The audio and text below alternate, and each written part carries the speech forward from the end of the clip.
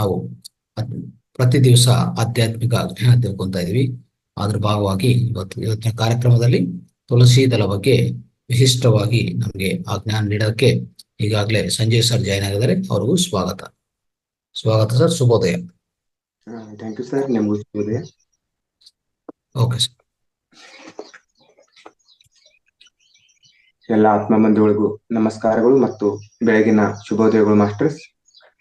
ಮೊದಲಿಗೆ ನಿಮ್ಮೆಲ್ಲರ ಅಚ್ಚುಮೆಚ್ಚಿನ ಗುರುವಾಗಿರುವಂತಹ ಬ್ರಹ್ಮರ್ಷಿ ಪಿತಾಮಹ ಡಾಕ್ಟರ್ ಸುಭಾಷ್ ಪತ್ರಿ ಸರ್ ಮತ್ತು ಗುರುಮಾತೆ ಆಗಿರುವಂತಹ ಸ್ವರ್ಣಮಾಲಾ ಪತ್ರಿರಾಮನವರ ಪಾದಪದ್ಮಗಳಿಗೆ ಅನಂತ ಕೋಟಿ ಶಿರಸಾಷ್ಟಾಂಗ ನಮಸ್ಕಾರಗಳನ್ನು ಸಲ್ಲಿಸುತ್ತಾ, ಮಾಸ್ಟರ್ಸ್ ಮಾವತಾರ್ ಫೌಂಡೇಶನ್ ಅವರು ಅರ್ಪಿಸ್ತಕ್ಕಂತ ದಿನನಿತ್ಯದ ಈ ಒಂದು ಧ್ಯಾನ ಮತ್ತು ಸತ್ಸಂಗ ಕಾರ್ಯಕ್ರಮಕ್ಕೆ ನನಗೆ ಒಂದು ಅದ್ಭುತವಾಗಿರ್ತಕ್ಕಂಥ ಅವಕಾಶವನ್ನು ಮಾಡಿಕೊಟ್ಟಿರ್ತಕ್ಕಂಥ ರಘುನಾಥ್ ಸರ್ ಅವರಿಗೆ ನಾನು ತುಂಬ ಹೃದಯದ ಧನ್ಯವಾದವನ್ನ ಸಲ್ಲಿಸ್ತೇನೆ ಮಾಸ್ಟರ್ಸ್.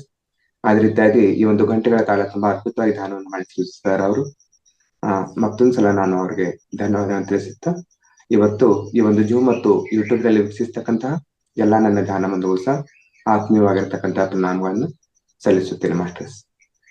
ಮಾಸ್ಟರ್ಸ್, ಈಗ ಧ್ಯಾನ ಆಯ್ತು. ಧ್ಯಾನ ಆದ್ಮೇಲೆ ಸತ್ಸಂಗದ ಸಮಯ. ಸತ್ಸಂಗದಲ್ಲಿ ನಾವು ದಿನನಿತ್ಯವೂ ಒಂದೊಂದು ವಿಷಯದ ಬಗ್ಗೆ ತಿಳಿದುಕೊಳ್ತಾ ಇರ್ತೇವೆ. ಅದೇ ರೀತಿಯಾಗಿ ಇವತ್ತು ಸಹ ನನಗೆ ಕೊಟ್ಟಿರ್ತಕ್ಕಂಥ ವಿಷಯ ತುಳಸಿ ದಳ ಅಂತಕ್ಕಂಥ ಪತ್ರಿ ಸರ್ ಅವರ ಮೊದಲನೇ ಪುಸ್ತಕ.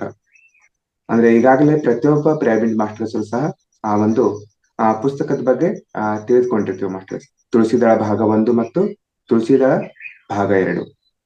ಆಮೇಲೆ ಇವತ್ತು ಈ ಒಂದು ತುಳಸಿ ದಳ ಭಾಗ 1 ಈ ಒಂದು ಪುಸ್ತಕದ ಜನನ ಯಾವ ರೀತಿಯಾಗಿ ಆಯ್ತು, ಆಮೇಲೆ ನಮ್ಮೆಲ್ಲಾ ಮಾಸ್ಟರ್ಸ್ರ ಧರ್ಮ ಯಾವುದು.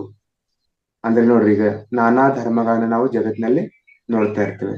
ಆದ್ರೆ ಈ ಪಿರಮಿಡ್ ಮಾಸ್ಟರ್ಸ್ರ ಧರ್ಮ ಯಾವುದು ಅನ್ನೋದನ್ನ ಬಹಳಷ್ಟು ಅದ್ಭುತವಾಗಿ ವಿವರವಾಗಿ ನಮಗೆ ಪತ್ರಿ ಸರ್ ಅವರು ತಿಳಿಸ್ಕೊಟ್ಟಿದ್ದಾರೆ ಮಾಸ್ಟರ್ಸ್. ಯಾಕಂದ್ರೆ ಇಲ್ಲಿ ಪಿರಮಿಡ್ ಮಾಸ್ಟರ್ಸ್ ಅಂದ್ರೆ ನಾವು ಎಲ್ಲಾ ಧರ್ಮಗಳಿಂದ, ಎಲ್ಲಾ ಆಧ್ಯಾತ್ಮಿಕ ಮೂಲಗಳಿಂದ ಬಂದಿರ್ತಕ್ಕಂಥವ್ರು. ಆಮೇಲೆ ನಮ್ಗೆ ನಮ್ಮದೇ ಆಗಿರ್ತಕ್ಕಂಥ ಒಂದು ವಿಶಿಷ್ಟವಾಗಿರ್ತಕ್ಕಂಥ ಧರ್ಮ ತುಳಸಿ ದಳ ಅಂತ ಹೇಳ್ತಾರೆ. ಅಂದ್ರೆ ಇಲ್ಲಿ ವಿಶಿಷ್ಟವಾಗಿರ್ತಕ್ಕಂಥ ಅಂದ್ರೆ ನಾವು ಯಾವುದೇ ಒಂದು ಪ್ರತ್ಯೇಕತೆ ಇಲ್ಲ ಮಾಸ್ಟರ್ಸ್ ಇಲ್ಲಿ. ಅಂದ್ರೆ ನಾವೆಲ್ಲಾ ಧರ್ಮಕ್ಕೆ ಸಮನ್ವಯವಾಗಿರುವಂತವ್ರು, ಎಲ್ಲಾ ಧರ್ಮಗಳ ನಡುವಿನ ತತ್ವಕ್ಕೆ ಒಳಪಟ್ಟಿರ್ತಕ್ಕಂಥವ್ರೆ ಪಿರಮಿಡ್ ಮಾಸ್ಟರ್ಸ್. ಅವರ ಧರ್ಮನೇ ತುಳಸಿ ದಳ ಧರ್ಮ ಅಂತ ಪತ್ರಿ ಸರ್ ಅವ್ರು ಹೇಳ್ತಾರೆ. ಆಮೇಲೆ ಈ ರೀತಿಯಾಗಿ ಅವ್ರಿಗೆ ನೋಡ್ರಿ, ನಮ್ಮ ಪಿರಮಿಡ್ ಮಾಸ್ಟರ್ಸ್ಗೆ ಯಾವ ರೀತಿಯಾಗಿರ್ತಕ್ಕಂಥ ಧರ್ಮ ಇರ್ಬೇಕು ಅನ್ನುವ ಕಲ್ಪನೆ ಅವ್ರಿಗೆ ಯಾವ ರೀತಿಯಾಗಿ ಬರುತ್ತೆ ಅನ್ನೋದು ಬಹಳಷ್ಟು ಅದ್ಭುತವಾಗಿರ್ತಕ್ಕಂಥ ವಿಚಾರ ಮಾಸ್ಟರ್.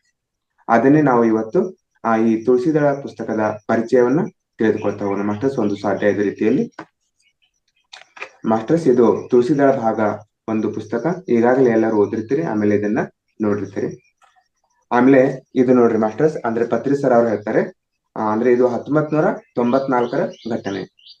ಈಗಾಗಲೇ ಪತ್ರಿ ಸರ್ ಅವ್ರಿಗೆ ನೋಡ್ರಿ, ಅಂದ್ರೆ ಸದಾನಂದ ಯೋಗಿಗಳಿಂದ ಧ್ಯಾನ ಪರಿಚಯವಾಗಿದ್ದು 1979 ಅಂತ ಹೇಳ್ತೇವೆ. ಆಮೇಲೆ 1979ರಿಂದ ಅವರು ಸತತವಾಗಿ ಏನ್ ಮಾಡ್ತಾರೆ, ಧ್ಯಾನವನ್ನ ಪ್ರಚಾರ ಮಾಡ್ತಾ ಇರ್ತಾರೆ. ಆಮೇಲೆ ಕೊನೆಗೆ ಏನ್ ಮಾಡ್ತಾರೆ ಅವರು, ಈ ಒಂದು ಕೋರಮಂಡಲ್ ಫರ್ಟಿಲೈಸರ್ಸ್ ಕಂಪ್ನಿಯಲ್ಲಿ ಉದ್ಯೋಗವನ್ನ ಮಾಡ್ತಾ ತಮಗೆ ಧ್ಯಾನ ಪ್ರಚಾರ ಮಾಡ್ಲಿಕ್ಕೆ ಹೆಚ್ಚಿನ ಸಮಯ ಸಿಗೋದಿಲ್ಲ ಸರ್ ಅವ್ರಿಗೆ, ಮಾಸ್ಟರ್ಸ್ ಅವ್ರಿಗೆ. ಅವಾಗ ಸಂಪೂರ್ಣವಾಗಿ ಆ ಒಂದು ಉದ್ಯೋಗಕ್ಕೆ ನಿವೃತ್ತಿಯನ್ನು ಕೊಟ್ಟು, ರಾಜೀನಾಮೆಯನ್ನು ಕೊಟ್ಟು ತಮ್ಮ ಸಂಪೂರ್ಣವಾಗಿರ್ತಕ್ಕಂಥ ಜೀವನವನ್ನ ಧ್ಯಾನ ಪ್ರಚಾರದಲ್ಲಿನೇ ತೊಡಗಿಸ್ಕೊಳ್ತಾರೆ. ಅಂದ್ರೆ ಈ ಒಂದು ಘಟನೆ 1994ರಲ್ಲಿ ನಡೆದಿರುವಂತದ್ದು ಮಾಸ್ಟರ್ಸ್. ಇಲ್ಲಿ ಪತ್ರಿ ಸರ್ ಅವ್ರ ಮುಖಾಂತರ ನಾವು ಕೇಳ್ಕೊಳ್ಳೋಣ. ಆ ದಿನ 13 ನವೆಂಬರ್ 1994 ಆಗಿತ್ತು. 94ರ ಘಟನೆ. ತಿರುಪತಿ ಪಿರಮಿಡ್ ಸ್ಪಿರಿಚುವಲ್ ಸೊಸೈಟಿ ಸದಸ್ಯರೊಂದಿಗೆ ತಿರುಪತಿಯಿಂದ ಪಿಲೋರಿಗೆ ಹೋಗುತ್ತಿದ್ದೆ ನೋಡ್ರಿ. ಅಂದ್ರೆ ಈ ಒಂದು ತಿರುಪತಿಯಿಂದ ಪಿಲೋರಿಗೆ ಸರ್ ಅವರು ಈ ಧ್ಯಾನ ಪ್ರಚಾರವನ್ನ ಮಾಡ್ಲಿಕ್ಕೆ, ಧ್ಯಾನದ ತರಗತಿಗಳನ್ನ ತೆಗೆದುಕೊಳ್ಳಿಕ್ಕೆ ಹೋಗ್ತಾ ಇದ್ರು. ಆಮೇಲೆ ಅಲ್ಲಿ ಅವ್ರ ಜೊತೆಗೆ ನೋಡ್ರಿ, ಈಗ ನಾವು ಎಷ್ಟೋ ಲಕ್ಷಾಂತರ ಜನ, ಕೋಟ್ಯಾಂತರ ಜನ ಪಿರಮಿಡ್ ಮಾಸ್ಟರ್ಸ್ರನ್ನ ಈ ಒಂದು PSSM ಸೊಸೈಟಿಯಲ್ಲಿ ನೋಡ್ತಾ ಇರ್ತೀವಿ ಮಾಸ್ಟರ್ಸ್. ಆದ್ರೆ ಪ್ರಾರಂಭಿಕವಾಗಿ ಅಂದ್ರೆ 1994ರಲ್ಲಿ ಈ ಪಿರಮಿಡ್ ಮಾಸ್ಟರ್ಸ್ರ ಸಂಖ್ಯೆ ಬಹಳಷ್ಟು ಕಡಿಮೆ ಆಗಿತ್ತು ಮಾಸ್ಟರ್ಸ್. ಅಲ್ಲಿ ಕೆಲವೊಂದ್ ಜನ ಮಾಸ್ಟರ್ಸ್ರ ಜೊತೆ ಸರ್ ಅವ್ರ ಏನ್ ಮಾಡ್ತಾರೆ, ತಿರುಪತಿಯಿಂದ ಪಿಲೋರಿಗೆ ಹೋಗ್ತಾ ಇದ್ರು. ಆ ಮಾಸ್ಟರ್ಸ್ ಯಾರಂದ್ರೆ ಅಲ್ಲಿ ಮಿಟ್ಟಾ ಶ್ರೀನಿವಾಸಲು, ಕಂಚಿ ರಘುರಾಮ್ ಶೇಖರ್, ಮನುಸ್ವಾಮಿ ಮತ್ತು ಮೇಡಮ್ ಉದಯಲಕ್ಷ್ಮಿ ಅವರು. ಅಂದ್ರೆ ಇವ್ರ ಜೊತೆಗೆ ಇನ್ನು ಕೆಲವೊಂದಿಷ್ಟು ಜನ ಈ ಮಾಸ್ಟರ್ಸ್ ಇದ್ರು ಮಾಸ್ಟರ್ಸ್. ಆಮೇಲೆ ಬಸ್ಸಿನಲ್ಲಿ ಪ್ರಯಾಣ ಮಾಡುತ್ತಿರುವಾಗ, ಅಂದ್ರೆ ಬಸ್ ಪ್ರಯಾಣ ಮಾಡುತ್ತಿರುವಾಗ ಇವರಲ್ಲಿ ಒಂದು ಭಾವತರಂಗಿಣಿ ಪ್ರಾರಂಭವಾಯಿತು. ನೋಡ್ರಿ ಮಾಸ್ಟರ್ಸ್, ನಮ್ಮ ಮನಸ್ಸು ಯಾವತ್ತೂ ಸಹ ಒಂದು ಯೋಚನೆಯನ್ನ ಮಾಡ್ತಾನೆ ಇರುತ್ತೆ. ಈಗಾಗಲೇ ನಮಗೆಲ್ಲರಿಗೂ ಗೊತ್ತಿರುವಂತೆ ಒಂದು ದಿನಕ್ಕೆ ಸುಮಾರು 60,000ದಷ್ಟು ಯೋಚನೆಗಳು ಬರ್ತಾ ಇರ್ತವೆ. ಅಂದ್ರೆ ಪ್ರತಿ ಕ್ಷಣನೂ ನಮ್ಮ ಮನಸ್ಸು ಸ್ಥಿರವಾಗಿ ನಿಲ್ಲೋದಿಲ್ಲ, ಒಂದೇ ಒಂದು ಯೋಚನೆಯನ್ನ ಮಾಡ್ತಾನೆ ಇರುತ್ತೆ. ಆ ಒಂದು ಸಮಯದಲ್ಲಿ ಪತ್ರಿ ಸರ್ ಅವ್ರ ಮನಸ್ಸಿನಲ್ಲಿ ಒಂದು ಭಾವತರಂಗಿಣಿ, ಒಂದು ಯೋಚನೆ ಉಂಟಾಗುತ್ತೆ ಮಾಸ್ಟರ್ಸ್. ನೋಡ್ರಿ, ಮೆದುಳು ಯಾವತ್ತೂ ಸಹ ಸುಮ್ನೆ ಕುಳಿತುಕೊಳ್ಳೋದಿಲ್ಲ ಅಂತ ಹೇಳ್ತಾರೆ ಪತ್ರಿ ಸರ್ ಅವರು. ಆ ಒಂದು ಭಾವತರಂಗಿಣಿ ಈ ಒಂದು ತುಳಸಿದಳ ಪುಸ್ತಕದ ರಚನೆಗೆ ಕಾರಣ ಇತ್ತಂತ ಹೇಳ್ಬೋದು ಮಾಸ್ಟರ್ಸ್. ಅಲ್ಲಿ ಇಲ್ಲಿ ಪತ್ರಿ ಸರ್ ಅವ್ರು ಏನ್ ಹೇಳ್ತಾರೆ ಅಂದ್ರೆ, ಪ್ರಪಂಚದಲ್ಲಿ ಎಷ್ಟೋ ಮತಗಳಿವೆ ನೋಡಿ, ಪ್ರಪಂಚದಲ್ಲಿ ಸಾಕಷ್ಟು ಮತಗಳು, ಧರ್ಮಗಳು ಇವೆ ಮಾಸ್ಟರ್ಸ್. ನಮ್ಮ ಭಾರತದಲ್ಲಿನೇ ಎಷ್ಟೋ ಧರ್ಮಗಳಿದಾವೆ, ಅದೇ ರೀತಿಯಾಗಿ ಪ್ರಪಂಚದಲ್ಲೂ ಅನೇಕ ಮತಗಳಿವೆ ಅಂತ ಹೇಳ್ತಾರೆ. ಆಮೇಲೆ ಇಲ್ಲಿ ಏನ್ ಮಾಡ್ತಾರೆ ಪತ್ರಿ ಸರ್ ಅವ್ರಂದ್ರೆ, ಈಗಾಗಲೇ ಎಷ್ಟೋ ಲಕ್ಷ ಪುಸ್ತಕಗಳನ್ನ ಓದಿ ತಮ್ಮದೇ ಆಗಿರ್ತಕ್ಕಂಥ ಜ್ಞಾನವನ್ನ ಕೊಂಡಿರ್ತಕ್ಕಂಥವ್ರು ಪತ್ರಿ ಸರ್ ಅವರು. ಅಂದ್ರೆ ಇಲ್ಲಿ ಯಾವುದೇ ಒಂದು ಧರ್ಮಕ್ಕೆ ಸಂಬಂಧಪಟ್ಟಿರ್ತಕ್ಕಂಥ ಪುಸ್ತಕಗಳನ್ನ ಕೇವಲ ಅವರು ಓದಿರಲಿಲ್ಲ ಮಾಸ್ಟರ್ಸ್. ಈ ನಮ್ಮ ಭಾರತದ ಅಷ್ಟೇ ಅಲ್ಲ, ಜಗತ್ತಿನಲ್ಲಿ ಇರ್ತಕ್ಕಂಥ ಅನೇಕ ಧರ್ಮಗಳು, ಅನೇಕ ತತ್ವಜ್ಞರ ಪುಸ್ತಕಗಳು, ಆಧ್ಯಾತ್ಮಿಕ ಶಾಸ್ತ್ರಜ್ಞರ ಪುಸ್ತಕಗಳನ್ನ ಓದಿರುವಂತವ್ರು ಪತ್ರಿ ಸರ್ ಅವರು. ಆಮೇಲೆ ಆ ಎಲ್ಲಾ ತತ್ವಗಳಲ್ಲಿ, ಆ ಎಲ್ಲಾ ಧರ್ಮಗಳಲ್ಲಿ ಇದ್ದಂತ ಪ್ರತಿಯೊಂದು ಅಂಶವನ್ನ ತಿಳಿದುಕೊಂಡಿರ್ತಾರೆ ಮಾಸ್ಟರ್ಸ್. ಹಾಗಾಗಿನೇ ಅವ್ರ ಏನ್ ಹೇಳ್ತಾರೆ ಅಂದ್ರೆ, ಇಲ್ಲಿ ಕೆಲವರು ನಮ್ಮದು ಅದ್ವೈತ ಮತ ಅಂತ ಹೇಳ್ತಾರೆ. ನೋಡ್ರಿ, ಇಲ್ಲಿ ನಾವು ಈ ಒಂದು ಶಂಕರಾಚಾರ್ಯರು, ರಾಮಾನುಜಾಚಾರ್ಯರು, ಅದೇ ರೀತಿಯಾಗಿ ಮಧ್ವಾಚಾರ್ಯರು ಮತ್ತು ಬಸವೇಶ್ವರರು, ಇವರು ತಮ್ಮದೇ ಆಗಿರ್ತಕ್ಕಂಥ ಒಂದೊಂದು ಮತವನ್ನ, ಒಂದೊಂದು ಪಂಥವನ್ನ, ಒಂದೊಂದು ತತ್ವವನ್ನ ಏನ್ ಮಾಡ್ತಾರೆ ಮಾಸ್ಟರ್ಸ್, ಜಗತ್ತಿಗೆ ಹೇಳ್ಕೊಡ್ತಾರೆ. ಇಲ್ಲಿ ಶಂಕರರ ಒಂದು ಅದ್ವೈತ ತತ್ವ ಆದ್ರೆ, ಮಧ್ವಾಚಾರ್ಯರ ದ್ವೈತ ತತ್ವ, ಶ್ರೀ ರಾಮಾನುಜಾಚಾರ್ಯರ ವಿಶಿಷ್ಟ ಅದ್ವೈತ, ಆಮೇಲೆ ಬಸವೇಶ್ವರರ ಶಕ್ತಿ ವಿಶಿಷ್ಟ ಅದ್ವೈತ ಅಂತ ನಾವೆಲ್ಲರೂ ತಿಳಿದುಕೊಂಡಿದ್ದೇವೆ ಮಾಸ್ಟರ್ಸ್. ಆಮೇಲೆ ಅವರು ತಮ್ಮದೇ ಆಗಿರ್ತಕ್ಕಂಥ ಮತ ಮತ್ತು ಧರ್ಮಕ್ಕೆ ಸಂಬಂಧಪಟ್ಟಂತ ವಿಚಾರಗಳನ್ನ ಹೇಳ್ತಾ ಇರ್ತಾರೆ. ಇಲ್ಲಿ ಶಂಕರಾಚಾರ್ಯರು ಏನ್ ಹೇಳ್ತಾರೆ ಅಂದ್ರೆ, ಜಗನ್ಮಿಥ್ಯ ಬ್ರಹ್ಮ ಸತ್ಯ ಜೀವೋ ಬ್ರಹ್ಮೇವ ನಾಪರಹ ಎನ್ನುತ್ತಾರೆ. ಅಂದ್ರೆ ನೋಡ್ರಿ, ಇಲ್ಲಿ ಜಗನ್ಮಿಥ್ಯ ಬ್ರಹ್ಮ ಸತ್ಯ, ನೋಡಿ ಜಗತ್ತೆಲ್ಲ ಮಿಥ್ಯವಾಗಿರ್ತಕ್ಕಂಥದ್ದು, ಆಮೇಲೆ ಅದು ಅಸತ್ಯವಾಗಿರ್ತಕ್ಕಂಥದ್ದು, ಬ್ರಹ್ಮ ಒಂದೇ ಸತ್ಯ ಅಂತ ಶಂಕರಾಚಾರ್ಯರು ಹೇಳ್ತಾರೆ. ಅದರಲ್ಲಿ ನೋಡ್ರಿ, ಮತ್ತೆ ಅದರಲ್ಲೂ ಸಹ ಶಂಕರಾಚಾರ್ಯರು ಒಂದೇ ಒಂದು ಮತವನ್ನ ಪ್ರತಿಪಾದನೆ ಮಾಡಿದ್ರು ಸಹ ಅದರಲ್ಲಿ ನಾವು ಮತ್ತೆ ಬೇರೆ ಬೇರೆ ಸಂಪ್ರದಾಯ ಹುಟ್ಟಿಕೊಂಡು ಬಂದಿರುವಂತದ್ದನ್ನ ನೋಡ್ತೀವಿ ಮಾಸ್ಟರ್ಸ್. ಅದ್ರಲ್ಲಿ ಏನ್ ಹೇಳ್ತಾರೆ ಅಂದ್ರೆ, ಕೆಲವರು ಕಂಚಿ ಮಠದ ಪರಂಪರೆ ನಮ್ಮದು ಅನ್ನೋರು, ಇನ್ನು ಕೆಲವರು ಅಲ್ಲ, ನಮ್ಮದು ಶೃಂಗೇರಿ ಸಂಪ್ರದಾಯ. ಅಂದ್ರೆ ದಾರ್ಶನಿಕರು, ಧರ್ಮದ ಸಂಸ್ಥಾಪಕರು ಪ್ರಾರಂಭದಲ್ಲಿ ಒಂದೇ ಧರ್ಮವನ್ನ ಸ್ಥಾಪನೆ ಮಾಡಿದ್ರು ಸಹ ಮುಂದೆ ಬರ್ತಾ ಬರ್ತಾ ಏನಾಯ್ತು ಮಾಸ್ಟರ್ಸ್, ಅಲ್ಲಿ ಇರ್ತಕ್ಕಂಥ ಅನುಯಾಯಿಗಳು ತಮ್ಮದೇ ಆಗಿರ್ತಕ್ಕಂಥ ವಿಚಾರಧಾರೆಗಳಿಂದ ತಮ್ಮಲ್ಲಿ ಏನ್ ಮಾಡ್ಕೊಂಡ್ರು ಮಾಸ್ಟರ್ಸ್, ಆ ಒಂದು ಧರ್ಮವನ್ನ ಮತ್ತೆ ಬೇರೆ ಬೇರೆವಾಗಿ ವಿಭಿನ್ನವಾಗಿ ಮಾಡ್ಕೊಂಡದನ್ನ ನೋಡ್ತಾ ಇರುತ್ತೆ ಮಾಸ್ಟರ್ಸ್. ಕೆಲವರು ತಮ್ಮದು ಕಂಚಿ ಮಠ ಅಂತ ಹೇಳಿದ್ರೆ, ಕೆಲವರು ಶೃಂಗೇರಿ ಮಠ, ಶೃಂಗೇರಿ ಸಂಪ್ರದಾಯ ಅಂತ ಹೇಳ್ತಾರೆ ಮಾಸ್ಟರ್ಸ್.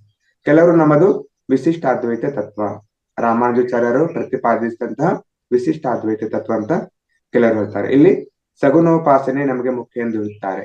ಸಗುಣೋಪಾಸನೆ ಅಂದ್ರೆ ಮೂರ್ತಿ ಪೂಜೆ ನಮಗೆ ಮುಖ್ಯ ಅಂತ ಹೇಳ್ತಾರೆ. ಕೆಲವರು ನಾವು ಶ್ರೀ ವೈಷ್ಣವರು, ನೋಡಿ ಇಲ್ಲಿ ವೈಷ್ಣವರು ಮತ್ತು ಶೈವರ ಅಂತ ಏನ್ ಮಾಡ್ತೀವಿ ಮಾಸ್ಟರ್ಸ್, ಇಲ್ಲಿ ನಾವು ಪಂಗಡಗಳನ್ನ ನೋಡ್ತೇವೆ. ವೈಷ್ಣವರು ಶ್ರೀ ವಿಷ್ಣುವೇ ನಮ್ಮ ಆರಾಧ್ಯ ದೈವ, ಆಮೇಲೆ ಶೈವರು ಶಿವನೇ ನಮ್ಮ ಆರಾಧ್ಯ ದೈವ. ಅಂದ್ರೆ ಇಲ್ಲಿ ಹರಿಹರ ಒಂದು ಪರಂಪರೆಯನ್ನ ನೋಡ್ತೇವೆ. ಎಲ್ಲಾ ಮತಗಳಲ್ಲಿ ಉತ್ಕೃಷ್ಟವಾದದ್ದು ಶ್ರೀ ವೈಷ್ಣವ ಮತ. ಅಂದ್ರೆ ಇಲ್ಲಿ ಇದನ್ನೆಲ್ಲ ಪತ್ರಿ ಸರ್ ಅವ್ರು ಯಾಕೆ ಇಲ್ಲಿ ನಮ್ಮ ಮುಂದೆ ಹೇಳ್ತಾ ಇದ್ದಾರೆ ಅಂದ್ರೆ, ಪ್ರತಿಯೊಂದು ಧರ್ಮದಲ್ಲಿ ನಾವೇನು ನೋಡ್ತಾ ಇರ್ತೀವಿ ಮಾಸ್ಟರ್ಸ್, ಒಂದು ಹೆಚ್ಚು ಮತ್ತು ಕಡಿಮೆ, ಶ್ರೇಷ್ಠ ಮತ್ತು ಕನಿಷ್ಠ ಅನ್ನೋದನ್ನ ನೋಡ್ತಾನೆ ಇರ್ತೇವೆ. ಇಲ್ಲಿ ವೈಷ್ಣವರು ಅದೇ ತರನಾಗಿ ನಮ್ಮ ವೈಷ್ಣವ ಪಂಥವೇ, ನಮ್ಮ ವೈಷ್ಣವ ಮತವೇ ಶ್ರೇಷ್ಠ, ವಿಷ್ಣುನೇ ಶ್ರೇಷ್ಠವಾಗಿರ್ತಕ್ಕಂಥ ದೇವರು, ಅವರೇ ನಮಗೆ ಆರಾಧ್ಯರು ಅಂತ ಹೇಳ್ತಾರೆ. ನಮ್ಮದು ಪೂರ್ಣ ಪ್ರಪತ್ತಿ ಮಾರ್ಗ ಎಂದು ಹೇಳ್ತಾರೆ. ನೋಡಿ, ನಮ್ಮದೆಲ್ಲ ಪೂರ್ಣ ಪ್ರಪಂಚ ಮಾರ್ಗ, ಆಮೇಲೆ ಆದಿ ವಿಷ್ಣುವಿಗೆ ಸಂಬಂಧಿಸಿದ್ದು, ನಾವೇ ಶ್ರೇಷ್ಠರು ಅಂತ ಹೇಳ್ತಾರೆ. ಕೆಲವರು ನಾವು ಮಾಧ್ವರು, ಜೀವ ಬೇರೆ ಬ್ರಹ್ಮ ಬೇರೆ ಎನ್ನುತ್ತಾರೆ. ಅಂದ್ರೆ ಮಧ್ವಾಚಾರ್ಯರು ಪ್ರತಿಪಾದಿಸ್ತಕ್ಕಂಥ ದ್ವೈತ ಮತ, ಇಲ್ಲಿ ಜೀವ ಬೇರೆ ಮತ್ತು ಬ್ರಹ್ಮ ಬೇರೆ. ದ್ವೈತ ಅಂದ್ರೆ ಬೇರೆ ಬೇರೆ, ಅದ್ವೈತ ಅಂದ್ರೆ ಒಂದೇ ಆಗ್ತಕ್ಕಂಥದ್ದು. ಅದರಲ್ಲೂ ಕೆಲವರು ಮಧ್ವ ತತ್ವದಲ್ಲಿ ಕೆಲವರು ಏನ್ ಹೇಳ್ತಾರೆ ಅಂದ್ರೆ, ಕೆಲವರು ದಕ್ಷಿಣಾದಿ ಮಠದವರು ನಾವು ಉಡುಪಿ ಕ್ಷೇತ್ರ ಎಲ್ಲಾ ಕ್ಷೇತ್ರಕ್ಕಿಂತಲೂ ಪವಿತ್ರವಾದದ್ದು. ನೋಡಿ, ದಕ್ಷಿಣಾದಿ ಮಠ ಉಡುಪಿಯಲ್ಲಿ ಶ್ರೀಕೃಷ್ಣ ಅಂದ್ರೆ ಉಡುಪಿ ಮಠನೇ ಶ್ರೇಷ್ಠವಾಗಿರ್ತಕ್ಕಂಥದ್ದು ಅಂತ ಹೇಳ್ತಾರೆ ಕೆಲವರು. ಅಲ್ಲ, ನಮ್ದು ಉತ್ತರಾದಿ ಮಠ ಪದ್ಧತಿ ನಿಜವಾದ ಮಧ್ವ ಸಂಪ್ರದಾಯ. ಕೆಲವರು ದಕ್ಷಿಣಾದಿ ಸಂಪ್ರದಾಯ ಒಪ್ಕೊಂಡ್ರೆ ಕೆಲವರು ಉತ್ತರಾದಿ ಸಂಪ್ರದಾಯವನ್ನ ಒಪ್ಕೊಳ್ಳಿರುವಂತದ್ದು ಮಾಸ್ಟರ್ಸ್ ಎಂದು ಕೆಲವರು ಹೇಳುತ್ತಾರೆ. ಅಂದ್ರೆ ಈ ರೀತಿಯಾಗಿ ನಾವು ಅಲ್ಲಿ ತಾರತಮ್ಯವನ್ನ ನೋಡ್ತೇವೆ. ತಾರತಮ್ಯ ಅಂದ್ರೆ ಆ ಶ್ರೇಷ್ಠ ಮತ್ತು ಕನಿಷ್ಠ ಅಂತಕ್ಕಂಥದ್ದು ಭಾವನೆಯನ್ನ ಪ್ರತಿಯೊಬ್ಬರಲ್ಲೂ ಸಹಿತ ನೋಡ್ತೇವೆ. ಈ ಒಂದು ಭಾವನೆ ಈ ಧರ್ಮ ಸಂಸ್ಥಾಪಕರಲ್ಲಿ ಇರಲಿಲ್ಲ ಮಾಸ್ಟರ್ಸ್. ಆಮೇಲೆ ಮುಂದೆ ಅವರ ಅನುಯಾಯಿಗಳು ಮಾಡಿಕೊಂಡಿರುವಂತದ್ದನ್ನ ನಮ್ಮ ಗಮನಕ್ಕೆ ಬರುತ್ತದೆ ಮಾಸ್ಟರ್ಸ್. ಕೆಲವರು ನಾವು ಶ್ರೀ ವಿದ್ಯೋಪಾಸಕರು, ಸಕಲ ಚರಾಚರ ಸೃಷ್ಟಿಯೆಲ್ಲ ಶ್ರೀ ಚಕ್ರದಲ್ಲೇ ಅಡಗಿದೆ, ಆದ್ದರಿಂದ ತತ್ ಉಪಾಸನೆ ಸರ್ವಶ್ರೇಷ್ಠ ಎಂದು ಹೇಳುತ್ತಾರೆ. ಕೆಲವರು ಏನಂದ್ರೆ ಶ್ರೀ ವಿದ್ಯೋಪಾಸಕರು ನೋಡ್ರಿ, ಸಕಲ ಚರಾಚರ ಸೃಷ್ಟಿಯಲ್ಲ ಅಂದ್ರೆ ನೋಡ್ರಿ, ಇಲ್ಲಿ ಈ ಜಗತ್ತಿನ ಈ ಪ್ರಪಂಚದ ಎಲ್ಲಾ ಸೃಷ್ಟಿ ಅಂದ್ರೆ 84 ಲಕ್ಷ ಕೋಟಿ ಜೀವಗಳು ಅಂತ ನಾವು ಹೇಳ್ತೇವೆ. ಆ ಎಲ್ಲಾ ಶ್ರೀ ಚಕ್ರದಲ್ಲಿನೇ ಅಡಗಿದೆ. ಆಮೇಲೆ ಅದರ ಉಪಾಸನೆನೆ ಸರ್ವಶ್ರೇಷ್ಠ ಅಂತ ಹೇಳ್ತಾರೆ. ಶ್ರೀಚಕ್ರ ಅಂದ್ರೆ ಇದು ವಿಷ್ಣುವಿಗೆ ಸಂಬಂಧಪಟ್ಟಿದ್ದು, ಅದೇ ಶ್ರೇಷ್ಠ ಅಂತ ಹೇಳ್ತಾರೆ ಮಾಸ್ಟರ್ಸ್. ಕೆಲವರು ನಮ್ಮದು ಅಚಲವಾದ ರಾಜಯೋಗ, ಉಳಿದಿದ್ದೆಲ್ಲ ಇದಕ್ಕಿಂತಲೂ ಕಡಿಮೆ. ನೋಡ್ರಿ ಮಾಸ್ಟರ್ಸ್, ರಾಜಯೋಗನೇ ಶ್ರೇಷ್ಠ ಅಂತ ಹೇಳ್ತಾರೆ. ಈ ರಾಜಯೋಗವನ್ನ ನಾವು ಬ್ರಹ್ಮಕುಮಾರಿ ಸಮಾಜದಲ್ಲಿ ನೋಡ್ತೇವೆ. ಆ ಒಂದು ಆಧ್ಯಾತ್ಮಿಕ ಸಂಸ್ಥೆಯಲ್ಲಿ ನೋಡ್ತೇವೆ. ಅವ್ರ ಏನಂತಾರೆ ಅಂದ್ರೆ ಶಿವನೇ ಒಬ್ಬನೇ ಪರಮಾತ್ಮ, ಉಳಿದಿದ್ದೆಲ್ಲವೂ ಮಿಥ್ಯ ಅಂತ ಹೇಳ್ತಾರೆ. ಅಂದ್ರೆ ರಾಜಯೋಗನೇ ಶ್ರೇಷ್ಠ ಅಂತ ಅವರು ಒಪ್ಕೊಳ್ತಾರೆ ಮಾಸ್ಟರ್ಸ್. ಉಳಿದಿದ್ದೆಲ್ಲ ಇದಕ್ಕಿಂತಲೂ ಕಡಿಮೆ ಅನ್ನೋರು. ಮಾಡಬೇಕಾದದ್ದು ಏನೂ ಇಲ್ಲ, ಇರುವುದೆಲ್ಲ ಆ ಬಟ್ಟ ಬಯಲೆ. ನೋಡಿ, ಮಾಡಬೇಕಾದದ್ದು ಏನೂ ಇಲ್ಲ, ಉಳಿದೆಲ್ಲ ಏನು ಬಟ್ಟ ಬಯಲು. ಈ ಶರೀರ ಮೂಲವಿಲ್ಲದ ಗುರುತು, ಹಿಡಿಯುವಂತದ್ದು ಏನೂ ಇಲ್ಲ ಅಂತ ಎನ್ನುತ್ತಾರೆ. ಆದ್ರೆ ನೋಡ್ರಿ, ಆ ಶಿವನನ್ನ ಅವರು ಬಿಂದು ರೂಪದಲ್ಲಿ ಏನ್ ಮಾಡ್ತಾರೆ ಮಾಸ್ಟರ್ಸ್, ನೋಡ್ತಾರೆ. ಆ ಬಿಂದುವನ್ನ ದೃಷ್ಟಿಯಲ್ಲಿ ಇಟ್ಕೊಂಡೆ ಏನ್ ಮಾಡ್ತಾರೆ ಅವರು, ಆ ಧ್ಯಾನವನ್ನ ಮಾಡ್ತಾರೆ. ತೆರೆದ ಕಣ್ಣಿನಿಂದ ಧ್ಯಾನವನ್ನ ಮಾಡ್ತಾರೆ. ಅಂದ್ರೆ ಆ ಶಿವನನ್ನ ನಾವು ಯಾವುದೇ ಶರೀರ ರೂಪದಲ್ಲಿ ಬಯಸ್ಬೇಕಾಗಿಲ್ಲ, ಶರೀರ ರೂಪದಲ್ಲಿ ನೋಡ್ಬೇಕಾಗಿಲ್ಲ. ಅವನಿಗೆ ಯಾವುದೇ ಹುಟ್ಟು ಇಲ್ಲ, ಆಮೇಲೆ ಸಾವು ಇಲ್ಲ ಅಂತ ಹೇಳ್ತಾರೆ. ಕೆಲವರು ನಾವು ಒರಿಜಿನಲ್ ರೋಮನ್ ಕ್ಯಾಥಲಿಕರು ಎನ್ನುತ್ತಾರೆ, ಅಂದ್ರೆ ಕ್ರೈಸ್ತ ಧರ್ಮದವರು. ಅಲ್ಲೂ ಸಹಿತ ನಾವು ಮತ್ತೆ ಪಂಗಡಗಳನ್ನ ನೋಡ್ತಾ ಇರ್ತೇವೆ. ಕೆಲವರು ರೋಮನ್ ಕ್ಯಾಥಲಿಕರು ಅಲ್ಲ, ನಾವು ಪ್ರೊಟೆಸ್ಟೆಂಟರು ಎಂದು ಕೆಲವರು ಹೇಳ್ತಾರೆ. ಅಂದ್ರೆ ನೋಡ್ರಿ, ಅಲ್ಲಿ ಕ್ರೈಸ್ತ ಧರ್ಮದಲ್ಲಿ ರೋಮನ್ ಕ್ಯಾಥಲಿಕರು ಮತ್ತು ಪ್ರೊಟೆಸ್ಟೆಂಟ್ ಅಂತ ಹೇಳ್ತೇವೆ, ಅಂದ್ರೆ ಕ್ರಿಶ್ಚಿಯನ್ ಧರ್ಮದಲ್ಲಿ. ಅಂದ್ರೆ ಯೇಸು ಕ್ರಿಸ್ತರು ಯಾವಾಗ ಕ್ರಿಸ್ತ ಶಕದಲ್ಲಿ ಕ್ರಿಸ್ತ ಧರ್ಮವನ್ನು ಸ್ಥಾಪನೆ ಮಾಡಿದ್ರು, ಆವಾಗ ಈ ಪಂಗಡಗಳು ಇದಿರ್ಲಿಲ್ಲ ಮಾಸ್ಟರ್ಸ್. ಆಮೇಲೆ ಮುಂದೆ ಮತ್ತೆ ಅವರಲ್ಲಿ ಈ ರೀತಿ ಇರತಕ್ಕಂತ ಒಳ ಪಂಗಡಗಳನ್ನ ನೋಡ್ತಾ ಇರ್ತೇವೆ. ಕೆಲವರು ನಾವು ಯಹೂದಿಗಳು ಹಳೆಯ ನಿಬಂಧನೆ ನಮಗೆ ಪ್ರಮಾಣ, 10 ಒಡಂಬಡಿಕೆಗಳು ಅಂತ ಹೇಳ್ತೇವೆ. ಹಳೆಯ ನಿಬಂಧನೆಗಳು ಯಹೂದಿಗಳು ಯೆಹೋವ ಒಬ್ಬರೇನೆ ದೇವರು ಎನ್ನುತ್ತಾರೆ. ನೋಡ್ರಿ, ಅವ್ರ ಯಹೂದಿಗಳು ಅಂದ್ರೆ ಹಳೆಯ ನಿಬಂಧನೆ ಅಂದ್ರೆ ಒಡಂಬಡಿಕೆ ಅಂತ ಹೇಳ್ತೇವೆ ನಾವು, ಒಪ್ಪಂದಗಳು ಅಂತ ಹೇಳ್ತೇವೆ. ಅಲ್ಲಿ ಯೆಹೋವ ಅಂತಕ್ಕಂಥವನೇ ದೇವನು ಎನ್ನುತ್ತಾರೆ ಮಾಸ್ಟರ್ಸ್. ಅಲ್ಲಿ ಮತ್ತೆ ಮುಂದುವರೆದು ಕೆಲವರು ನಾವು ಜೈನರು ಎನ್ನುವರು, ಅದರಲ್ಲೂ ಶ್ವೇತಾಂಬರಧಾರಿಗಳು ಎನ್ನುವರು. ಅಲ್ಲಲ್ಲ, ಶ್ವೇತಾಂಬರರು ಕಡಿಮೆ ಸ್ಥಿತಿ, ನಾವು ದಿಗಂಬರರು ಎಂದು ಕೆಲವರು. ಅಂದ್ರೆ ಜೈನ ಧರ್ಮದಲ್ಲೂ ಸಹಿತ ನಾವು ಶ್ವೇತಾಂಬರರು ಮತ್ತು ದಿಗಂಬರರು ಅಂತಕ್ಕಂಥದ್ದನ್ನ ನೋಡ್ತೇವೆ. ಶ್ವೇತಾಂಬರರು ಏನ್ ಮಾಡ್ತಾರೆ ಮಾಸ್ಟರ್ಸ್, ಅಂದ್ರೆ ಬಟ್ಟೆಯನ್ನ ಧರಿಸ್ತಾರೆ. ದಿಗಂಬರರು ನಗ್ನವಾಗಿನೇ ಇರ್ತಾರೆ. ಅಂದ್ರೆ ಅಲ್ಲಿ ಸಹಿತ 2 ಪಂಗಡಗಳು. ಶ್ವೇತಾಂಬರರು ನಾವು ಶ್ರೇಷ್ಠ ಅಂತ ಹೇಳಿದ್ರೆ, ದಿಗಂಬರರು ನಾವು ಶ್ರೇಷ್ಠರು ಅಂತ ಹೇಳ್ತಾರೆ. ಮತ್ತೆ ಕೆಲವರು ನಮ್ಮದು ವೀರಶೈವ ಮತ, ನಾವು ಲಿಂಗಾಯತರು, ನಾವು ಎಲ್ಲಾ ಕಾಲದಲ್ಲಿಯೂ ಲಿಂಗವನ್ನು ತಪ್ಪದೆ ಧರಿಸುತ್ತೇವೆ. ಅಂದ್ರೆ 12ನೇ ಶತಮಾನದಲ್ಲಿ ಬಸವಣ್ಣನವರಿಂದ ಸ್ಥಾಪಿಸಲ್ಪಟ್ಟ ಲಿಂಗಾಯತ ಧರ್ಮ. ಆಮೇಲೆ ಬಸವಣ್ಣವ್ರು ಏನ್ ಮಾಡಿದ್ರು ಮಾಸ್ಟರ್ಸ್, ಎಲ್ಲರಿಗೂ ಲಿಂಗ ದೀಕ್ಷೆಯನ್ನು ಕೊಟ್ರು. ಅಂದ್ರೆ ಲಿಂಗದಲ್ಲಿ ನಾವೇನ್ ಮಾಡ್ತೀವಿ ಮಾಸ್ಟರ್ಸ್, ಆ ಲಿಂಗದ ಮೇಲೆ ದೃಷ್ಟಿನ ಇಟ್ಕೊಂಡು ಆ ಒಂದು ಪರಮಾತ್ಮನನ್ನ ನೋಡ್ತೇವೆ. ಪರಮಾತ್ಮನನ್ನ ಕಾಣ್ತಕ್ಕಂತ ದಾರಿ, ಅದನ್ನ ತ್ರಾಟಕ ಅಂತ ಹೇಳ್ತಾರೆ. ಅದು ಸಹ ಒಂದು ಧ್ಯಾನದ ಸ್ಥಿತಿ. ಅದಕ್ಕಾಗಿನೇ ಮತ್ತೆ ನೋಡ್ರಿ, ಲಿಂಗವನ್ನ ಏನ್ ಮಾಡ್ತಾರೆ ಮಾಸ್ಟರ್ಸ್, ತಪ್ಪದೆ ನಾವು ಲಿಂಗವನ್ನ ಧರಿಸುತ್ತೇವೆ. ಪರಶಿವನನ್ನು ಬಿಟ್ಟರೆ ಇತರ ಕಡಿಮೆ ದೇವತೆಗಳ ಅವಶ್ಯಕತೆ ನಮಗೆ ಇಲ್ಲ. ನೋಡ್ರಿ, ಪರಶಿವನೇ ಒಬ್ಬನೇ ಸರ್ವಶ್ರೇಷ್ಠ ದೇವರು. ಆಮೇಲೆ ಉಳಿದ ಕಡಿಮೆ ದೇವತೆಗಳು ನೋಡ್ರಿ, ಅಂದ್ರೆ ನಮ್ಮಲ್ಲಿ ಯಾವ ರೀತಿಯಾಗಿ ಭಾವನೆ ಉಂಟಾಗಿದೆ ಅಂದ್ರೆ, ಕೆಲವೊಬ್ರು ಶ್ರೇಷ್ಠ ದೇವತೆಗಳು, ಆಮೇಲೆ ಕೆಲವಷ್ಟು ಕನಿಷ್ಠ ದೇವತೆಗಳು ಅಂತಕ್ಕಂತ ಒಂದು ಇದಕ್ಕೆ ಒಳಪಟ್ಟಿದ್ದೇವೆ ಮಾಸ್ಟರ್ಸ್. ಆಮೇಲೆ ಕೆಲವರು ನಾವು ಸಿಕ್ಕರು, ಗುರು ಗ್ರಂಥವೇ ನಮಗೆ ಶರಣರು. ನೋಡ್ರಿ, ಗುರು ಗ್ರಂಥ ಗುರು ನಾನಕ್ರವರಿಂದ ಸ್ಥಾಪಿಸಲ್ಪಟ್ಟ ಸಿಖ್ ಧರ್ಮ. ಆಮೇಲೆ ಸಿಖ್ ಧರ್ಮನ ಶ್ರೇಷ್ಠ. ಆಮೇಲೆ ಗುರು ಗ್ರಂಥ ಸಾಹೇಬ, ಯಾವ ರೀತಿಯಾಗಿ ಪ್ರತಿಯೊಂದು ಧರ್ಮಕ್ಕೂ ಅದರದೇ ಆಗಿರ್ತಕ್ಕಂಥ ಒಂದೊಂದು ಏನಿದಾವೆ ಮಾಸ್ಟರ್ಸ್, ಒಂದೊಂದು ಗ್ರಂಥಗಳು ಇದಾವೆ ಮಾಸ್ಟರ್ಸ್. ಈಗ ನಮ್ಮದು ಹಿಂದೂ ಧರ್ಮಕ್ಕೆ ಭಗವದ್ಗೀತೆ, ಮುಸ್ಲಿಂ ಧರ್ಮಕ್ಕೆ ಕುರಾನ್, ಆಮೇಲೆ ಕ್ರಿಸ್ತ ಧರ್ಮಕ್ಕೆ ಬೈಬಲ್. ಅದೇ ರೀತಿಯಾಗಿ ಈ ಸಿಖ್ ಧರ್ಮಕ್ಕೆ ಗುರು ಗ್ರಂಥ ಸಾಹಿಬ್ ಅಂತಕ್ಕಂಥ ಗ್ರಂಥ, ಅದೇ ನಮಗೆ ಸರ್ವಶ್ರೇಷ್ಠ, ಅದಕ್ಕೆ ನಾವು ಯಾವತ್ತು ಶರಣಾಗತಿ ಆಗ್ತೇವೆ ಅಂತ ಹೇಳ್ತಾರೆ. ಕೆಲವರು ನಮ್ಮದು ಇಸ್ಲಾಂ, ಅದರಲ್ಲಿಯೂ ಶಿಯಾಗಳು ಇರುತ್ತಾರೆ, ಅಲ್ಲ ಅಲ್ಲ ನಾವು ಸುನ್ನಿಗಳು ಎಂದು ಇನ್ನೂ ಕೆಲವರು ಇರುತ್ತಾರೆ. ಅಂದ್ರೆ ಮೊಹಮ್ಮದ್ ಪೈಗಂಬರ್ ಅವರಿಂದ ಸ್ಥಾಪಿಸಲ್ಪಟ್ಟ ಇಸ್ಲಾಂ ಧರ್ಮ, ಅದರಲ್ಲೂ ಸಹಿತ ಶಿಯಾಗಳು ಮತ್ತು ಸುನ್ನಿಗಳು ಅಂತಕ್ಕಂಥ ಮತ್ತೆ ಪಂಗಡಗಳು, ಅವರು ಸಹಿತ ಹೆಚ್ಚು ಮತ್ತು ಕಡಿಮೆ ಅಂತಕ್ಕಂಥ ಭಾವನೆ ಇದ್ದೇ ಇದೆ ಮಾಸ್ಟರ್ಸ್.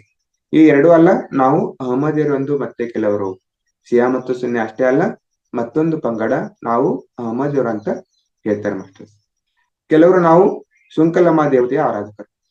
ಇನ್ನು ನಾವು ಮುಂದೆ ಬರೆದಾಗ ಕೆಲವರು ನೋಡ್ರಿ, ಇಲ್ಲಿ ಯಾವುದೇ ಧರ್ಮ ಇಲ್ಲ, ಕೆಲವರು ದೇವರ ಆರಾಧಕರು. ಪ್ರತಿಯೊಂದು ಗ್ರಾಮದಲ್ಲೂ ಸಹಿತ ನಾವು ಗ್ರಾಮ ದೇವತೆಗಳನ್ನ ನೋಡ್ತಾ ಇರ್ತೀವಿ ಮಾಸ್ಟರ್ಸ್. ಆ ರೀತಿಯಾಗಿ ಕೆಲವರು ಏನ್ ಹೇಳ್ತಾರೆ ಅಂದ್ರೆ, ನಾವು ಸುಂಕಲಮ್ಮ ದೇವಿಯ ಆರಾಧಕರು, ನಮಗೆ ನಮ್ಮ ಗ್ರಾಮ ದೇವತೆ ಬಿಟ್ಟು ಬೇರೇನು ಬೇಕಿಲ್ಲ. ಪ್ರತಿಯೊಂದು ಗ್ರಾಮದಲ್ಲೂ ಸಹಿತ ನಾವು ಗ್ರಾಮ ದೇವತೆಯನ್ನ ನೋಡ್ತೇವೆ. ಆಮೇಲೆ ಕೆಲವರಿಗೆ ಆ ಧರ್ಮ ಈ ಧರ್ಮ ಏನು ಬೇಡ, ಯಾವುದೇ ನೋಡ್ರಿ, ಈಗ ಹಳ್ಳಿಗಳಲ್ಲಿ ನೋಡ್ತೀವಿ ನಾವು, ಯಾವುದೇ ಒಂದು ನಂಬಿಕೆಯಿಂದ ಏನ್ ಮಾಡ್ತಾರೆ ಮಾಸ್ಟರ್ಸ್, ಆ ದೇವರುಗಳ ಮೇಲೆನೆ ನಂಬಿಕೆ ಇಟ್ಟು ಪ್ರತಿಯೊಂದು ಕೆಲಸ ಕಾರ್ಯವನ್ನ ಮಾಡ್ತಾ ಇರ್ತಾರೆ. ಆ ದೇವತೆನೆ ನಮಗೆ ಶ್ರೇಷ್ಠ ಅಂತ ಹೇಳ್ತಾರೆ. ಆಮೇಲೆ ಪ್ರಾಣಿ ಬಲಿ ನಮಗೆ ಮುಖ್ಯ ಎಂದು ಹೇಳುತ್ತಾರೆ. ಅಂದ್ರೆ ಎಷ್ಟೊಂದು ದೃಢವಾಗಿ ನಂಬಿದಾರೆ ಅಂದ್ರೆ, ಆ ದೇವರಿಗೆ ನಾವು ಪ್ರಾಣಿ ಬಲಿಯನ್ನು ಕೊಟ್ಟರೆ ಮಾತ್ರ ದೇವರು ನಮಗೆ ಏನ್ ಮಾಡ್ತಾನೆ, ಆಶೀರ್ವಾದವನ್ನ ಮಾಡ್ತಾನೆ, ನಮ್ಮೆಲ್ಲಾ ಕೆಲಸಗಳನ್ನ ಮಾಡ್ತಾನೆ. ಅಂದ್ರೆ ನಾವು ಹಿಂಸೆ ಮಾಡಬಾರ್ದು, ಪ್ರಾಣಿ ಬಲಿ ಕೊಡಬಾರ್ದು ಅಂತಕ್ಕಂಥ ಒಂದು ಜ್ಞಾನ ಇಲ್ಲ ಮಾಸ್ಟರ್ಸ್. ಅಂದ್ರೆ ಒಂದು ಮೌಢ್ಯ ನಂಬಿಕೆ. ಮೌಢ್ಯದಲ್ಲಿ ಇವತ್ತು ಜನ ಏನ್ ಮಾಡ್ತಾ ಇರ್ತಾರೆ, ದೇವರ ಹೆಸರಿನಲ್ಲಿ ಈ ಎಲ್ಲಾ ಕಾರ್ಯಗಳನ್ನ ಮಾಡ್ತಾ ಇರ್ತಾರೆ, ಪ್ರಾಣಿ ಬಲಿಯನ್ನ ಕೊಡ್ತಾ ಇರ್ತಾರೆ ಮಾಸ್ಟರ್ಸ್. ಅಂದ್ರೆ ಅವರೊಂದು ನಂಬಿಕೆ ಪ್ರಕಾರ ಅದೇ ಶ್ರೇಷ್ಠ ಅಂತ ಅವರು ತಿಳ್ಕೊಂಡಿರುವಂತವ್ರು. ಕೆಲವರು ನಮ್ಮ ಕುಲದೇವರು ವೆಂಕಟೇಶ್ವರ ಸ್ವಾಮಿ, ಅವರೇ ಕಲಿಯುಗ ದೈವ, ಅವರೇ ಎಲ್ಲ. ಅಂದ್ರೆ ತಿರುಪತಿಯ ವೆಂಕಟೇಶ್ವರ ಸ್ವಾಮಿ ಅವರೇ ನಮ್ಮ ಕುಲದೈವ, ಅವರೇ ಕಲಿಯುಗದ ದೈವ, ಅವರೇ ಎಲ್ಲ ಅಂತ ಹೇಳ್ತಾರೆ. ಆಮೇಲೆ ವರ್ಷದಲ್ಲಿ 1 ಸಲ 2 ಸಲ ತಿರುಪತಿಗೆ ಹೋಗಿ ವೆಂಕಟೇಶ್ವರ ಸ್ವಾಮಿಯ ದರ್ಶನವನ್ನು ತೆಗೆದುಕೊಂಡು ಬರ್ತಾರೆ ಮಾಸ್ಟರ್ಸ್. ಆಮೇಲೆ ನಮ್ಮ ಎಲ್ಲ ನೋಡಿಕೊಳ್ಳುವವನು ಕೊಡುವವನು ಅವನು ಎಲ್ಲ ನೋಡ್ರಿ, ಅವನೇ ಎಲ್ಲ ನಮಗೆ ನೋಡಿಕೊಳ್ಳುವವನು, ಅಂದ್ರೆ ನಮ್ಮ ಪ್ರತಿಯೊಂದು ಸಮಸ್ಯೆಯನ್ನ ಪರಿಹರಿಸುವವನು, ಆಮೇಲೆ ನಮಗೆ ಬೇಕಾದ್ದನ್ನು ಕೊಡುವವನು ಅವನೇ ಎಲ್ಲ ಅಂತ ಆ ತಿರುಪತಿಗೆ ಹೋಗ್ತಾ ಇರ್ತಾರೆ ಮಾಸ್ಟರ್ಸ್. ಆಮೇಲೆ ನಮ್ಮ ತಲೆ ಕೂದಲು ಅವನಿಗೆ ಸಮರ್ಪಿಸುತ್ತಾ ಇರುತ್ತೇವೆ ನೋಡಿ. ತಿರುಪತಿಗೆ ಯಾರು ಹೋಗ್ತಾರೆ ಅವರೆಲ್ಲ ಮಾಸ್ಟರ್ಸ್ ಏನ್ ಮಾಡ್ತಾರೆ, ಒಂದು ಸಂಪ್ರದಾಯ ಪ್ರಕಾರ ತಲೆ ಕೂದಲನ್ನ ಅರ್ಪಿಸಿ ಬರ್ತಾರೆ. ಪ್ರತಿಫಲವಾಗಿ ಅವರು ನಮ್ಮ ಬಯಕೆಗಳನ್ನು ತೀರಿಸುತ್ತಾ ಇರುತ್ತಾನೆ ಎನ್ನುತ್ತಿರ್ತಾರೆ. ಅಂದ್ರೆ ನಾವು ನಮ್ಮ ತಲೆ ಕೂದಲನ್ನ ತಿರುಪತಿಯಲ್ಲಿ ಅರ್ಪಿಸಿದರೆ ಅದರ ಪ್ರತಿಫಲವಾಗಿ ಅವನೇ ಮಾಡ್ತಾನೆ, ನಮ್ಮ ಎಲ್ಲಾ ಬಯಕೆಗಳನ್ನ ಮತ್ತು ಕೋರಿಕೆಗಳನ್ನ ತೀರಿಸ್ತಾನೆ ವೆಂಕಟೇಶ್ವರ ಸ್ವಾಮಿ ಅಂತ ನಂಬ್ಕೊಂಡಿದ್ದಾರೆ ಮಾಸ್ಟರ್ಸ್. ಕೆಲವರು ನಮ್ಮದು ಮಾಸ್ಟರ್ CVV ಯೋಗ, ಅವರ ಮಂತ್ರ ಜಪಿಸುವುದರ ಮೂಲಕ ಕುಂಡಲಿನಿ ಜಾಗೃತವಾಗುತ್ತದೆ ಎನ್ನುತ್ತಾರೆ ನೋಡಿ ಮಾಸ್ಟರ್ಸ್. ಇವತ್ತು ನಾವು ಎಷ್ಟೋ ಆಧ್ಯಾತ್ಮಿಕ ಸಂಸ್ಥೆಯಲ್ಲಿ ಬೇರೆ ಬೇರೆ ರೀತಿಯಾಗಿರ್ತಕ್ಕಂಥ ಧ್ಯಾನ ಪದ್ಧತಿಗಳನ್ನ ನೋಡ್ತಾ ಇರ್ತೇವೆ. ಅದೇ ರೀತಿಯಾಗಿ ಇಲ್ಲಿ CVV ಯೋಗ ಅವ್ರದ್ದು ಯಾವುದು, ಮಂತ್ರ ಜಪಿಸುವುದರ ಮೂಲಕ ಕುಂಡಲಿನಿ ಜಾಗೃತಿ ಆಗುತ್ತದೆ. ಯಾವ ರೀತಿಯಾಗಿ ಈಗ ನಾವು ಆನಾಪಾನಸತಿ ಧ್ಯಾನವನ್ನ ಮಾಡಿದಾಗ ನಮ್ಮ ಎಲ್ಲಾ ಚಕ್ರಗಳು ಆಕ್ಟಿವೇಶನ್ ಆಗ್ತವೆ, ಆಮೇಲೆ ಕುಂಡಲಿನಿ ಜಾಗೃತ ಆಗುತ್ತೆ. ಅದೇ ರೀತಿಯಾಗಿ ಬೇರೆ ಬೇರೆ ಆಧ್ಯಾತ್ಮಿಕ ಗುರುಗಳು ಬೇರೆ ಬೇರೆ ರೀತಿಯಾಗಿರ್ತಕ್ಕಂಥ ಒಂದು ಮಾರ್ಗದ ಮುಖಾಂತರ ಕುಂಡಲಿನ ಜಾಗೃತ ಯಾವ ತರನಾಗಿ ಜಾಗೃತಗೊಳಿಸಬಹುದು ಅನ್ನೋದನ್ನ ಹೇಳ್ತಾರೆ ಮಾಸ್ಟರ್. ಅದೇ ರೀತಿಯಾಗಿ ಕೆಲವರು ನಮ್ಮದು ಯೋಗದ ಸತ್ಸಂಗ ಸೊಸೈಟಿ, ಬಾಬಾಜಿ, ಲಾಹಿರಿ, ಯುಕ್ತೇಶ್ವರ, ಯೋಗಾನಂದ ಗುರು ಪರಂಪರೆ ನಮಗೆ ಪೂಜನೀಯ ಎನ್ನುವರು. ಅಂದ್ರೆ ನಾವು ಗುರು ಪರಂಪರೆಯನ್ನ ನೋಡ್ತಾ ಇರ್ತೇವೆ. ಅಂದ್ರೆ ಹಿಮಾಲಯದಲ್ಲಿ ಮಹೋತ್ತರ ಬಾಬಾಜಿ ಅವರು, ಅಂದ್ರೆ ಸುಮಾರು 2,500 ವರ್ಷಗಳಿಂದ ಮಹೋತ್ತರ ಬಾಬಾಜಿ ಅವರು ಇನ್ನು ಚಿರಂಜೀವಿಯಾಗಿನೇ ಇದ್ದಾರೆ. ಆಮೇಲೆ ಅವ್ರ ಗುರು ಪರಂಪರೆ ಯಾವ್ದು ಮಾಸ್ಟರ್ಸ್, ಮಹೋತ್ತರ ಬಾಬಾಜಿ, ಆಮೇಲೆ ಅವರ ಶಿಷ್ಯರು ಲಹಾರಿ ಮಹಾಶಯ, ಆಮೇಲೆ ಯುಕ್ತೇಶ್ವರಗಿರಿ, ಆಮೇಲೆ ಯೋಗಾನಂದ ಪರಮಹಂಸ. ನಾವೆಲ್ಲರೂ ಸಹ ಒಬ್ಬ ಯೋಗಿಯ ಆತ್ಮಚರಿತ್ರೆ ಪುಸ್ತಕವನ್ನ ಓದಿರ್ತೀವಿ ಮಾಸ್ಟರ್ಸ್. ಅದರಲ್ಲಿ ವಿವರವಾಗಿರ್ತಕ್ಕಂಥ ಒಂದು ಮಾಹಿತಿ ಇದೆ. ಅವರೇ ನಮಗೆ ಪೂಜನೀಯರು ಅಂತ ಕೆಲವು ಜನ ಹೇಳ್ತಾರೆ. ಕೆಲವರು ನಮ್ಮದು ಟ್ರಾನ್ಸ್ಡೆಂಟಲ್ ಮೆಡಿಟೇಷನ್, ಆಧುನಿಕ ರೀತಿಯ ಮಂತ್ರಗಳ ಮುಖಾಂತರ ಭಾವಾತೀತ ಸ್ಥಿತಿ ಹೊಂದುತ್ತೇವೆ. ಅಂದ್ರೆ ನೋಡ್ರಿ, ಟ್ರಾನ್ಸ್ಡೆಂಟಲ್ ಮೆಡಿಟೇಷನ್ ಆಧುನಿಕ ರೀತಿಯ ಮಂತ್ರಗಳ ಮುಖಾಂತರ ಏನ್ ಮಾಡ್ತೇವೆ, ನಾವು ಭಾವಾತೀತ ಸ್ಥಿತಿಯನ್ನ ಹೊಂದುತ್ತೇವೆ. ಅಂದ್ರೆ ಯಾವಾಗ ನಾವು ಈಗಾಗಲೇ ಪ್ರತಿಯೊಬ್ರು ಸಹ ಅದನ್ನ ಅನುಭವಿಸ್ತೀರಿ ಮಾಸ್ಟರ್ಸ್. ಧ್ಯಾನದ ಉತ್ತುಂಗ ಶಿಖರಕ್ಕೆ ಹೋದಾಗ ಅವಾಗ ಏನ್ ಮಾಡ್ತೀರಿ ನೀವು, ಎಲ್ಲ ನಿಮ್ಮ ಭಾವನೆಗಳು, ಎಲ್ಲ ಯೋಚನೆಗಳು ಯಾವುದೇ ಇರುವುದಿಲ್ಲ ಮಾಸ್ಟರ್ಸ್. ನೀವು ಶೂನ್ಯವಾಗಿರ್ತಕ್ಕಂಥ ಸ್ಥಿತಿಯಲ್ಲಿ ಹೋಗಿರ್ತೀರಿ, ಆ ಒಂದು ಬ್ರಹ್ಮಾನಂದದ ಸ್ಥಿತಿಯಲ್ಲಿ ಇರ್ತೀರಿ. ಆ ಭಾವಾತೀತ ಸ್ಥಿತಿಯನ್ನ ಕೆಲವರು ಯಾವ ತರ ಮುಖಾಂತರ ಹೊಂತಾರ ಅಂದ್ರೆ ಮಂತ್ರಗಳ ಮುಖಾಂತರ. ಮಹರ್ಷಿ ಮಹೇಶ್ ಯೋಗಿ ನಮಗೆ ಮಾರ್ಗದರ್ಶಕರು ಎಂದು ಹೇಳುವರು. ಮಹರ್ಷಿ ಮಹೇಶ್ ಯೋಗಿ ಯಾವ ರೀತಿಯಾಗಿ ನಮಗೆ ಎಲ್ಲರಿಗೆ ಪತ್ರಿಜಿ ಗುರುಗಳು ಮಾರ್ಗದರ್ಶಕರು, ಅದೇ ರೀತಿಯಾಗಿ ಮಹೇಶ್ ಯೋಗಿಗಳು ಅವರೇ ನಮಗೆ ಮಾರ್ಗದರ್ಶಕರು ಅಂತ ಹೇಳ್ತಾರೆ. ಕೆಲವರು ನಮ್ಮದು ದತ್ತ ಸಂಪ್ರದಾಯ, ಅವಧೂತ ಸ್ಥಿತಿ, ಪರಮಸ್ಥಿತಿ, ದತ್ತ ಗುರುಗಳಿಗೆ ನಾವು ಶರಣಾಗತರು ಎನ್ನುತ್ತಾರೆ. ನೋಡ್ರಿ, ದತ್ತ ಸಂಪ್ರದಾಯ ಅಂದ್ರೆ ತ್ರಿಮೂರ್ತಿಗಳನ್ನ ನಾವು ನೋಡ್ತೇವೆ. ಬ್ರಹ್ಮ, ವಿಷ್ಣು ಮತ್ತು ಮಹೇಶ್ವರರು 3 ಜನ ಕೂಡಿಕೊಂಡಿರ್ತಕ್ಕಂಥದ್ದೇ ದತ್ತಾತ್ರೇಯರು. ಅದೇ ನಮಗೆ ಪರಮಸ್ಥಿತಿ, ಅವಧೂತ ಸ್ಥಿತಿ ಅಂತ ಕೆಲವೊಂದು ಜನ ಹೇಳ್ತಾರೆ ಮಾಸ್ಟರ್ಸ್. ಕೆಲವರು ನಮ್ಮದು ಭಾಗವತ ಮತ, ಹರೇ ರಾಮ ಹರೇ ಕೃಷ್ಣ ಮಹಾಮಂತ್ರವನ್ನು ಯಾವಾಗಲೂ ಸ್ಮರಿಸುತ್ತೇವೆ. ಭಾಗವತರು ಅಂದ್ರೆ ಇಲ್ಲಿ ವಿಷ್ಣುವಿನ ಆರಾಧಕರು, ಪಂಢರಪುರ ವಿಠಲನ ಆರಾಧಕರು. ಈಗಾಗಲೇ ನೋಡ್ರಿ ಮಾಸ್ಟರ್ಸ್, ಇದು ಆಷಾಢ ತಿಂಗಳು. ಆಷಾಢ ತಿಂಗಳಿನಲ್ಲಿ ಎಲ್ಲರೂ ಪಂಢರಪುರ ಯಾತ್ರೆಗೆ ಹೋಗ್ತಾರೆ. ಎಷ್ಟೋ ಜನ ಪಾದಯಾತ್ರೆ ಅಂದ್ರೆ ಲಕ್ಷಗಟ್ಟಲೆ ಜನ ಅಲ್ಲಿ ಬರ್ತಾ ಇರ್ತಾರೆ ಮಾಸ್ಟರ್ಸ್. ಅಂದ್ರೆ ಎಲ್ಲ ಭಾಗವತರು ಏನ್ ಮಾಡ್ತಾರೆ, ಅಲ್ಲಿ ಒಂದು ವಿಠಲನ ದರ್ಶನವನ್ನು ತೆಗೆದುಕೊಳ್ಳಿಕ್ಕೆ ಬರ್ತಾರೆ. ಆ ರೀತಿಯಾಗಿ ಹರೇ ರಾಮ ಹರೇ ಕೃಷ್ಣ ಮಹಾಮಂತ್ರವನ್ನ ನಾವು ಯಾವತ್ತೂ ಸಹ ಜಪಿಸ್ತಾ ಇರ್ತೇವೆ ಅಂತ ಹೇಳ್ತಾರೆ. ಅದೇ ತಾರಕ, ಕೃಷ್ಣನೊಬ್ಬನೇ ಪುರುಷೋತ್ತಮನು ಎಂದು ಹೇಳ್ತಾರೆ. ಅದೇ ತಾರಕ. ತಾರಕ ಅಂದ್ರೆ ನಮ್ಮನ್ನ ಎಲ್ಲಾ ಸಂಕಷ್ಟಗಳಿಂದ ಪಾರ್ ಮಾಡ್ತಕ್ಕಂಥದ್ದು, ಅದೇ ತಾರಕ ಮಂತ್ರ. ಕೃಷ್ಣನೊಬ್ಬನೇ ಪುರುಷೋತ್ತಮ ಅಂತ ಹೇಳ್ತಾರೆ ಮಾಸ್ಟರ್ಸ್. ಕೆಲವರು ನಾವು ನಿರಂಕಾರಿಗಳು, ಸತ್ಯವನ್ನು ತಿಳಿದುಕೊಂಡೆವು. ಅಹಂಕಾರರು, ನಾವು ನಿರ್ಗುಣ ಪೂಜೆ ನಮ್ಮದು ಎನ್ನುತ್ತಾರೆ. ಕೆಲವರು ನಿರಂಕಾರಿಗಳು, ನಮ್ಮದು ನಿರ್ಗುಣ ಪೂಜೆ. ನಿರ್ಗುಣ ಪೂಜೆ ಅಂದ್ರೆ ಇಲ್ಲಿ ಯಾವುದೇ ಮೂರ್ತಿ ಪೂಜೆ ಇಲ್ಲ ಮಾಸ್ಟರ್ಸ್. ನಿರ್ಗುಣ ಪೂಜೆ ಯಾವ ರೀತಿಯಾಗಿ ನಾವು ಧ್ಯಾನವನ್ನ ಮಾಡಿದ್ರೆ ನಮ್ಗೆ ಯಾವುದೇ ಪೂಜೆ ಅವಶ್ಯಕತೆ ಇಲ್ಲ ಅಂತ ಹೇಳ್ತಾರೆ ಪತ್ರಿಸರ್ ಅವರು. ನಮಗೆ ಆತ್ಮ ಪೂಜೆನೇ ಶ್ರೇಷ್ಠ. ಇಲ್ಲಿ ಆತ್ಮ ಪೂಜೆ ಅಂದ್ರೆ ಧ್ಯಾನವನ್ನ ಮಾಡೋದು. ಆ ರೀತಿಯಾಗಿ ಕೆಲವೊಂದ್ ಜನ ನಿರಂಕಾರಿಗಳು ಏನ್ ಹೇಳ್ತಾರೆ ಅಂದ್ರೆ ನಮಗೆ ನಿರ್ಗುಣ ಪೂಜೆ ನಮ್ಮದು ಎನ್ನುತ್ತಾರೆ. ಕೆಲವರು ನಮ್ಮದು ದಿವ್ಯ ಜ್ಞಾನ ಸಮಾಜ, ನಮ್ಮ ಗುರುಗಳು ಶ್ರೀ ಸ್ವಾಮಿ ಶಿವಾನಂದ, ಮಾನವ ಸೇವೆ ಮಾಧವ ಸೇವೆ, ಜಪ ಮಂತ್ರ ಯೋಗ ನಮಗೆ ಮುಖ್ಯ ಎನ್ನುತ್ತಾರೆ. ಕೆಲವೊಂದ್ ಜನ ಹೇಳ್ತಾರೆ ಅಂದ್ರೆ ದಿವ್ಯ ಜ್ಞಾನ ಸಮಾಜದವರು ನಮಗೆ ಗುರುಗಳು ಯಾರಂದ್ರೆ ಶ್ರೀ ಸ್ವಾಮಿ ಶಿವಾನಂದ, ಮಾನವ ಸೇವೆ ಮಾಧವ ಸೇವೆ ಅಂತ ಹೇಳ್ತಾರೆ. ಆಮೇಲೆ ಜಪ ಮಂತ್ರ ಯೋಗ ನಮಗೆ ಮುಖ್ಯ. ನೋಡಿ, ಜಪ ಮಂತ್ರ ಯೋಗ ಇವು ನಮಗೆ ಮುಖ್ಯ ಅಂತ ಕೆಲವೊಂದ್ ಜನ ನಂಬ್ತಾರೆ ಮಾಸ್ಟರ್ಸ್. ಆ ರೀತಿಯಾಗಿ ಕೆಲವರು ನಾವು ಅರವಿಂದರ ಮಾರ್ಗವನ್ನು ಅನುಸರಿಸುತ್ತೇವೆ. ಎಲ್ಲಾ ಯೋಗದ ಸಮನ್ವಯ ನಮ್ಮದು. ಸುಬ್ರಹ್ಮಣ್ಯನನ್ನು ಭೂಮಿ ಮೇಲೆ ಅವತರಿಸುವಂತೆ ಮಾಡುವುದೇ ನಮ್ಮ ಗುರಿ ಎನ್ನುತ್ತಾರೆ ಅರವಿಂದರು. ಈಗಾಗಲೇ ಮಹರ್ಷಿ ಅರವಿಂದರ ಬಗ್ಗೆ ತಿಳಿದುಕೊಂಡಿರ್ತೀರಿ. ಪಾಂಡಿಚೇರಿಯಲ್ಲಿ ದೊಡ್ಡದಾಗಿರ್ತಕ್ಕಂಥ ಒಂದು ಧ್ಯಾನದ ಆಶ್ರಮನ ಇದೆ ಮಾಸ್ಟರ್ಸ್ ಅಲ್ಲಿ ಪಾಂಡಿಚೇರಿಯಲ್ಲಿ. ಅವ್ರೇನ್ ಹೇಳ್ತಾರ ಅಂದ್ರೆ ಸುಬ್ರಹ್ಮಣ್ಯನ ಭೂಮಿಯ ಮೇಲೆ ಅವತರಿಸುವಂತೆ ಮಾಡುವುದೇ ನಮ್ಮ ಗುರಿ. ಅಂದ್ರೆ ಕಾಲ ಕಾಲಕ್ಕೆ ಯಾವ ರೀತಿಯಾಗಿ ಮಹಾಪುರುಷರು ಭೂಮಿಯ ಮೇಲೆ ಅವತರಿಸ್ತಾರೆ, ಆ ರೀತಿಯಾಗಿ ಮಹಾಪುರುಷರನ್ನ ಅವತರಿಸುವಂತೆ ಮಾಡುವುದೇ ನಮ್ಮ ಗುರಿ ಅಂತ ಅರವಿಂದರ ಏನ್ ಮಾಡ್ತಾರೆ ಅನುಯಾಯಿಗಳು ಹೇಳ್ತಾ ಇರ್ತಾರೆ ಮಾಸ್ಟರ್ಸ್. ಕೆಲವರು ನಮ್ಮದು ರಾಮಚಂದ್ರ ಮಿಷನ್, ನಮ್ಗೆ ಟ್ರಾನ್ಸ್ಮಿಷನ್ ಖಂಡಿತವಾದದ್ದು. ಹೃದಯದ ಮೇಲೆ ಧ್ಯಾನ ಮಾಡುತ್ತಿರುತ್ತೇವೆ, ಗುರುಗಳೇ ಎಲ್ಲಾ ನೋಡಿಕೊಳ್ಳುತ್ತಾರೆ ಎನ್ನುತ್ತಾರೆ. ಕೆಲವೊಂದ್ ಜನ ಹೇಳ್ತಾರೆ ಅಂದ್ರೆ ರಾಮಚಂದ್ರ ಮಿಷನ್ ನಮ್ಗೆ ಟ್ರಾನ್ಸ್ಮಿಷನ್ ಖಂಡಿತವಾದದ್ದು. ಆಮೇಲೆ ಹೃದಯದ ಮೇಲೆ ನಾವೇನ್ ಮಾಡ್ತೇವೆ, ಧ್ಯಾನವನ್ನ ಮಾಡ್ತಾ ಇರ್ತೇವೆ. ಹೃದಯದ ಮೇಲೆ ಗಮನವನ್ನ ಕೇಂದ್ರೀಕರಿಸಿ. ಯಾವ ರೀತಿಯಾಗಿ ನಾವು ಶ್ವಾಸದ ಮೇಲೆ ಗಮನವನ್ನು ಕೇಂದ್ರೀಕರಿಸ್ತೇವೆ, ಆ ರೀತಿಯಾಗಿ ಕೆಲವೊಂದ್ ಜನ ಏನ್ ಮಾಡ್ತಾರೆ, ಹೃದಯದ ಮೇಲೆ ಅನಾಹತ್ ಚಕ್ರದ ಮೇಲೆ ಗಮನವನ್ನು ಕೇಂದ್ರೀಕರಿಸಿ ಧ್ಯಾನವನ್ನ ಮಾಡ್ತಾ ಇರ್ತಾರೆ ಮಾಸ್ಟರ್ಸ್. ಕೆಲವರು ನಮ್ಮದು ಸಿದ್ಧ ಯೋಗ, ಶ್ರೀ ನಿತ್ಯಾನಂದ ಶ್ರೀ ಮುಕ್ತಾನಂದ ಗುರು ಪರಂಪರೆಗೆ ಸೇರಿದವರು ನಮಗೆ ಶಕ್ತಿಪಾತವೇ ಶರಣುತ್ತಾರೆ.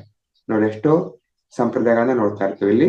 ಸಿದ್ಧ ಯೋಗ ಮತ್ತು ನಿತ್ಯಾನಂದ ಆಮೇಲೆ ಮುಕ್ತಾನಂದ ಅಂತಕ್ಕಂಥ ಒಂದು ಗುರು ಪರಂಪರೆ ಅಲ್ಲಿ ಅವ್ರೇನಂತಾರೆ ಅಂದ್ರೆ ಶಕ್ತಿಪಾತವೇ ನಮಗೆ ಶರಣು ಎನ್ನುತ್ತಾರೆ. ಕೆಲವರು ನಮ್ಮದು ಪ್ರೇಮ ತತ್ವ, ನಾವು ಅವತಾರ್ ಮೇರ್ ಬಾಬಾನೇ ನಮಗೆ ಆದರ್ಶ ಎನ್ನುತ್ತಾರೆ. ನೋಡಲ್ಲಿ ಪ್ರೇಮ ತತ್ವ, ಮಹಾವತಾರ್ ಬಾಬಾ ಇವ್ರ ಬಗ್ಗೆ, ಮೇಹರ್ ಬಾಬಾ ಅವ್ರ ಬಗ್ಗೆ ಕೇಳ್ತಾರೆ ಮಾಸ್ಟರ್ಸ್. ಮೇಹರ್ ಬಾಬಾ ಅವರು ತಮ್ಮ ಜೀವಿತದ 44 ವರ್ಷಗಳ ಕಾಲ ಅವ್ರು ಮೌನವಾಗಿರ್ತಕ್ಕಂಥ ಸಾಧನೆಯನ್ನ ಮಾಡಿದ್ರು ಮಾಸ್ಟರ್ಸ್. 44 ವರ್ಷಗಳ ಕಾಲ ಅವರು ಯಾರ ಜೊತೆನೆ ಮಾತಾಡ್ಲಿಲ್ಲ, ಮೌನವಾಗಿ ಸಾಧನೆಯನ್ನು ಮಾಡಿರ್ತಕ್ಕಂಥ ಮಹಾಪುರುಷರು ಮೇಹರ್ ಬಾಬಾ. ಅವರೇ ನಮಗೆ ಆದರ್ಶರಂತ ಕೆಲವೊಂದ್ ಜನ ಹೇಳ್ತಾರೆ. ಕೆಲವರು ರಮನ್ ಮಹರ್ಷಿ ಹೇಳಿದ್ದೆ ಸರಿಯಾದ ಅದ್ವೈತ, ಅವರ ಅಮೃತ ವಾಕ್ಯಗಳು ಅತ್ಯಂತ ಶ್ರೇಷ್ಠ. ನೋಡಿ, ರಮನ್ ಮಹರ್ಷಿಗಳು ಏನ್ ಹೇಳ್ತಾ ಇದ್ರೆ ಅಂದ್ರೆ ಮಾಸ್ಟರ್ಸ್, ನಾನು ಯಾರು ಅನ್ನೋದನ್ನ ನೀವು ತಿಳಿದುಕೊಳ್ರಿ. ನೋಡಿ, ಪ್ರತಿಯೊಬ್ರು ಸಹ ತಮ್ಮ ಬಗ್ಗೆ ತಾವು ತಿಳಿದುಕೊಳ್ಬೇಕು. ನಾನು ಯಾರು ಅಂತಕ್ಕಂಥ ಪ್ರಶ್ನೆಯನ್ನ ಹಾಕೊಂಡು ಧ್ಯಾನದಲ್ಲಿ ಕುಳಿತುಕೊಳ್ಬೇಕು. ರಮನ್ ಮಹರ್ಷಿ ಸಹ ತಮ್ಮ ಜೀವನದ ಎಷ್ಟೋ ಸಮಯವನ್ನ ಮೌನದಲ್ಲೇನೆ ಕಳೆದಿರುವಂತವ್ರು ಮಾಸ್ಟರ್ಸ್. ಆಮೇಲೆ ಅವರ ತತ್ವಗಳೇ ನಮಗೆ ಅಮೃತ ವಾಕ್ಯಗಳು, ಅತ್ಯಂತ ಶ್ರೇಷ್ಠ ಅಂತ ಕೆಲವೊಂದ್ ಜನ ನಂಬ್ತಾರೆ. ನಾನು ಯಾರು ಎಂದು ಸದಾ ವಿಚಾರಣೆ ಮಾಡುತ್ತಾ ಇರುತ್ತೇವೆ ಎನ್ನುತ್ತಾರೆ. ನಾನು ಯಾರು ಅನ್ನೋದನ್ನ ನಾವು ಸದಾ ನಮ್ಮನ್ನು ನಾವು ತಿಳಿದುಕೊಳ್ಬೇಕು ಮಾಸ್ಟರ್ಸ್.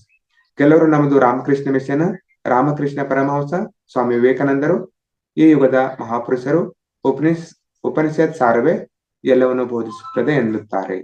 ನೋಡಿ, ರಾಮಕೃಷ್ಣ ಮಿಷನ್ ಇಲ್ಲಿ ರಾಮಕೃಷ್ಣ ಪರಮಹಂಸರು ಆಮೇಲೆ ಸ್ವಾಮಿ ವಿವೇಕಾನಂದರ ತತ್ವಧಾರಿಗಳನ್ನ ಪ್ರತಿಯೊಬ್ರು ಸಹ ಕೇಳ್ತೇವೆ. ಆಮೇಲೆ ಉಪನಿಷತ್ತಿನ ಸಾರ, ಯಾವ ರೀತಿಯಾಗಿ 4 ವೇದಗಳು, ಆಮೇಲೆ ಅದೇ ರೀತಿಯಾಗಿ ಉಪನಿಷತ್ತುಗಳು, ಅವುಗಳ ಸಾರವೇ ನಮಗೆ ಏನ್ ಮಾಸ್ಟರ್ಸ್, ಅದೇ ನಮಗೆ ಜೀವನದ ತತ್ವ ಅಂತ ಕೆಲವೊಂದ್ ಜನ ನಂಬ್ತಾರೆ. ಅಂದ್ರೆ ರಾಮಕೃಷ್ಣ ಮಷಿನ್ದವರು. ಕೆಲವರು ನಮ್ಮದು ರಾಧಾಸ್ವಾಮಿ ಸತ್ಸಂಗ, ಕೃಷ್ಣನು ಒಬ್ಬನೇ ಸ್ವಾಮಿ ಎಂದರೆ ಪರಮಾತ್ಮ, ಉಳಿದವರೆಲ್ಲರೂ ರಾಧೆಯರು ಅಂದ್ರೆ ಜೀವಾತ್ಮರು ಎನ್ನುತ್ತಾರೆ. ಕೆಲವರು ನಮ್ಮದು ರಾಧಾಸ್ವಾಮಿ ಸತ್ಸಂಗ, ಕೃಷ್ಣನ ಒಬ್ಬನೇ ಸ್ವಾಮಿ, ಉಳಿದವರೆಲ್ಲರೂ ರಾಧೆಯರು ಅಂದ್ರೆ ಜೀವಾತ್ಮರು, ಅಂದ್ರೆ ಪರಮಾತ್ಮ ಮತ್ತು ಜೀವಾತ್ಮ ಒಬ್ಬನೇ ಒಬ್ಬ ಪರಮಾತ್ಮ, ಆಮೇಲೆ ಉಳಿದ ಎಲ್ಲಾ ಸಕಲ ಜೀವರಾಶಿಗಳು ಜೀವಾತ್ಮಗಳು. ಇಲ್ಲಿ ರಾಧೆಯರು ಅಂದ್ರೆ ಪ್ರತಿಯೊಬ್ಬ ಜೀವಾತ್ಮರು. ಮತ್ತೆ ಕೆಲವರು ನಮ್ಮದು ಈಶ್ವರ್ಯ ಬ್ರಹ್ಮಕುಮಾರಿ ಸಮಾಜ, ಬ್ರಹ್ಮಚರ್ಯ ಖಂಡಿತವಾದದ್ದು, ಈಶ್ವರ್ಯ ಬ್ರಹ್ಮಕುಮಾರಿ ಸಮಾಜ. ಆಮೇಲೆ ಏನ್ ಹೇಳ್ತಾರೆ ಅಂದ್ರೆ ಬ್ರಹ್ಮಚರ್ಯ ಖಂಡಿತವಾದದ್ದು, ಬಿಂದುವನ್ನು ನೋಡುತ್ತಾ ಧ್ಯಾನ ಮಾಡಬೇಕು. ನೋಡಿ, ಅವ್ರ ಏನ್ ಮಾಡ್ತಾರೆ, ತೆರೆದ ಕಣ್ಣಿನಿಂದ ಬಿಂದುವನ್ನ ನೋಡುತ್ತಾನೆ ಧ್ಯಾನವನ್ನ ಮಾಡ್ತಾರೆ. ಆಮೇಲೆ ಆ ಶಿವಬಾಬಾರವರನ್ನ ನೆನೆಸ್ತಾರೆ. ದಿನನಿತ್ಯ ಧ್ಯಾನವನ್ನು ಮಾಡಿ ನಾವ್ ಯಾವ ರೀತಿಯಾಗಿ ಸತ್ಸಂಗವನ್ನ ಮಾಡ್ತಾ ಇರ್ತೀವಿ ಅದೇ ರೀತಿಯಾಗಿ ಅವರು ಆ ಮುರಳಿಯನ್ನ ಓದ್ತಾ ಇರ್ತಾರೆ ಮಾಸ್ಟರ್ಸ್. ಶಿವಬಾಬಾರವರು ಈ ಲೋಕಕ್ಕೆ ಪರಮಗುರು ಎಂದು ಹೇಳುತ್ತಾರೆ. ಅಂದ್ರೆ ಶಿವನೇ ಒಬ್ಬನೇ, ಅವನೇ ಶ್ರೇಷ್ಠ, ಅವನೇ ಈ ಲೋಕಕ್ಕೆ ಪರಮಗುರು, ಅವನಿಂದಲೇ ಎಲ್ಲ ಈ ಸೃಷ್ಟಿ ರಚನೆ ಆಗಿದೆ ಅಂತ ಹೇಳ್ತಾ ಇರ್ತಾರೆ. ಮತ್ತೆ ಕೆಲವರು ನಾವು ಜಿಡ್ಡು ಕೃಷ್ಣಮೂರ್ತಿಯನ್ನು ಅನುಸರಿಸುತ್ತೇವೆ, ಎಲ್ಲವನ್ನು ಇಚ್ಛಾರಹಿತವಾಗಿ ಗಮನಿಸುತ್ತಾ ಇರುತ್ತೇವೆ, ಅವರ ಪುಸ್ತಕಗಳನ್ನು ಓದುತ್ತಾ ಇರುತ್ತೇವೆ ಎಂದು ಹೇಳುತ್ತಾರೆ. ಕೆಲವರು ನೋಡ್ರಿ, ಜಿಡ್ಡು ಕೃಷ್ಣಮೂರ್ತಿ ಅವರು ಸಹ ಮಹಾನ್ ಸಾಧಕರು. ಆಮೇಲೆ ಅವರ ಪುಸ್ತಕಗಳನ್ನ ಓದುತ್ತಾ ಇರುತ್ತೇವೆ. ಕೆಲವರು ನಾವು ಶಿರಡಿ ಸಾಯಿಗೆ ಅಂಕಿತರಾಗಿದ್ದೇವೆ, ಶಿರಡಿ ಸಾಯಿಬಾಬಾ ಭಕ್ತರು, ಶಿರಡಿ ಸಾಯನ್ನೇ ಎಲ್ಲ ಅಂತ ಹೇಳ್ತಾರೆ. ಅಜನ್ಮಾನಂತರವು ಅವರ ಭಜನೆ ಮಾಡುತ್ತಾ ನಮ್ಮ ಕರ್ತವ್ಯ ಎಲ್ಲಾ ಕಷ್ಟಗಳನ್ನು ದೂರ ಮಾಡುವನು, ಮೋಕ್ಷವನ್ನು ಪ್ರಸಾದಿಸುವನು ಆತನೇ ಎನ್ನುತ್ತಾರೆ.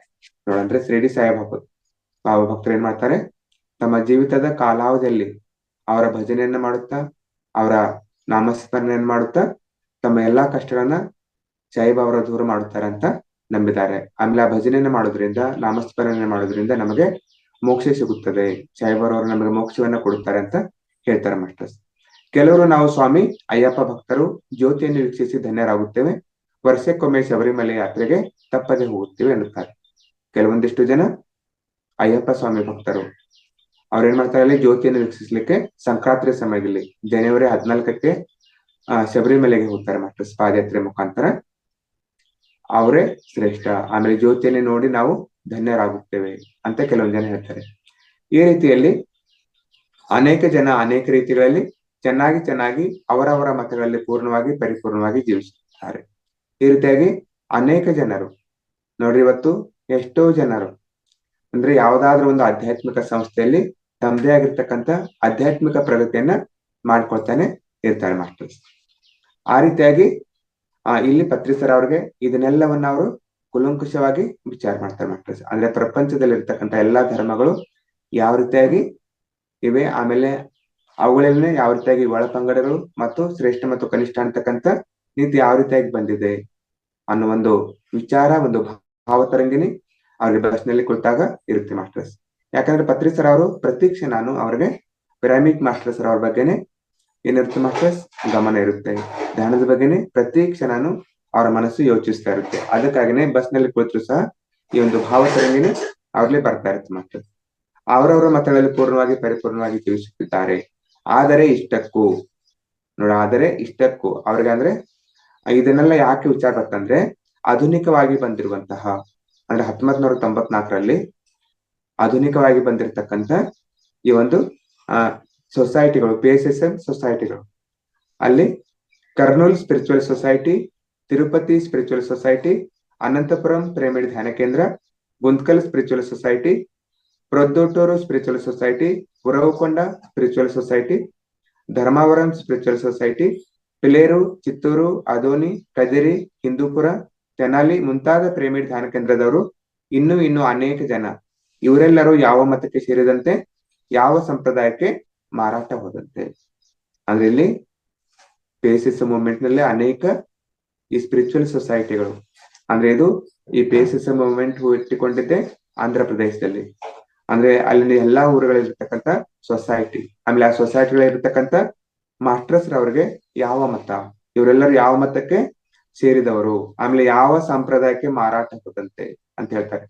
ಅಂದ್ರೆ ಈಗಾಗಲೇ ನಾವು ತಿಳಿಸಿದಂತೆ ಇವರೆಲ್ಲರೂ ಯಾವ ಮತಕ್ಕೆ, ಯಾವ ಮತದಲ್ಲಿ ತಮ್ಮನ್ನು ತಾವು ತೊಡಗಿಸಿಕೊಂಡಿದ್ದಾರೆ ಅಂತ ಒಂದು ವಿಚಾರ ಇವರಿಗೆ ಬರುತ್ತೆ ಮಾಸ್ಟರ್.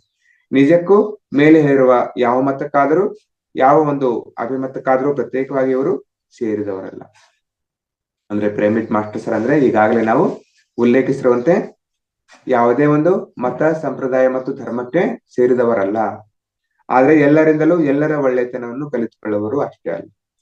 ಆದ್ರೆ ನೋಡ್ರಿ, ಯಾವುದೇ ಒಂದು ಪ್ರತ್ಯೇಕವಾಗಿರ್ತಕ್ಕಂಥ ಮತಕ್ಕೆ ಸೇರಿದವರಲ್ಲ ನಾವೆಲ್ಲ ಪಿರಮಿಡ್ ಮಾಸ್ಟರ್ಸ್. ಆದ್ರೆ ಎಲ್ಲವುಗಳಿಂದ ಎಲ್ಲರ ಒಳ್ಳೆತನವನ್ನ ಕಲಿತುಕೊಳ್ಳುವರು. ಅದಕ್ಕಾಗಿ ಏನೇನು ಹೇಳ್ತಾರೆ ಮಾಸ್ಟರ್ಸ್, ಯಾವುದೇ ಒಂದು ಆಧ್ಯಾತ್ಮಿಕ ಸಂಸ್ಥೆಯ ಪುಸ್ತಕಗಳಾಗಿರ್ಲಿ ನೀವು ಸ್ವಾಧ್ಯಾಯವನ್ನ ಮಾಡ್ರಿ ಅಂತಾನೆ ಹೇಳ್ತಾರೆ.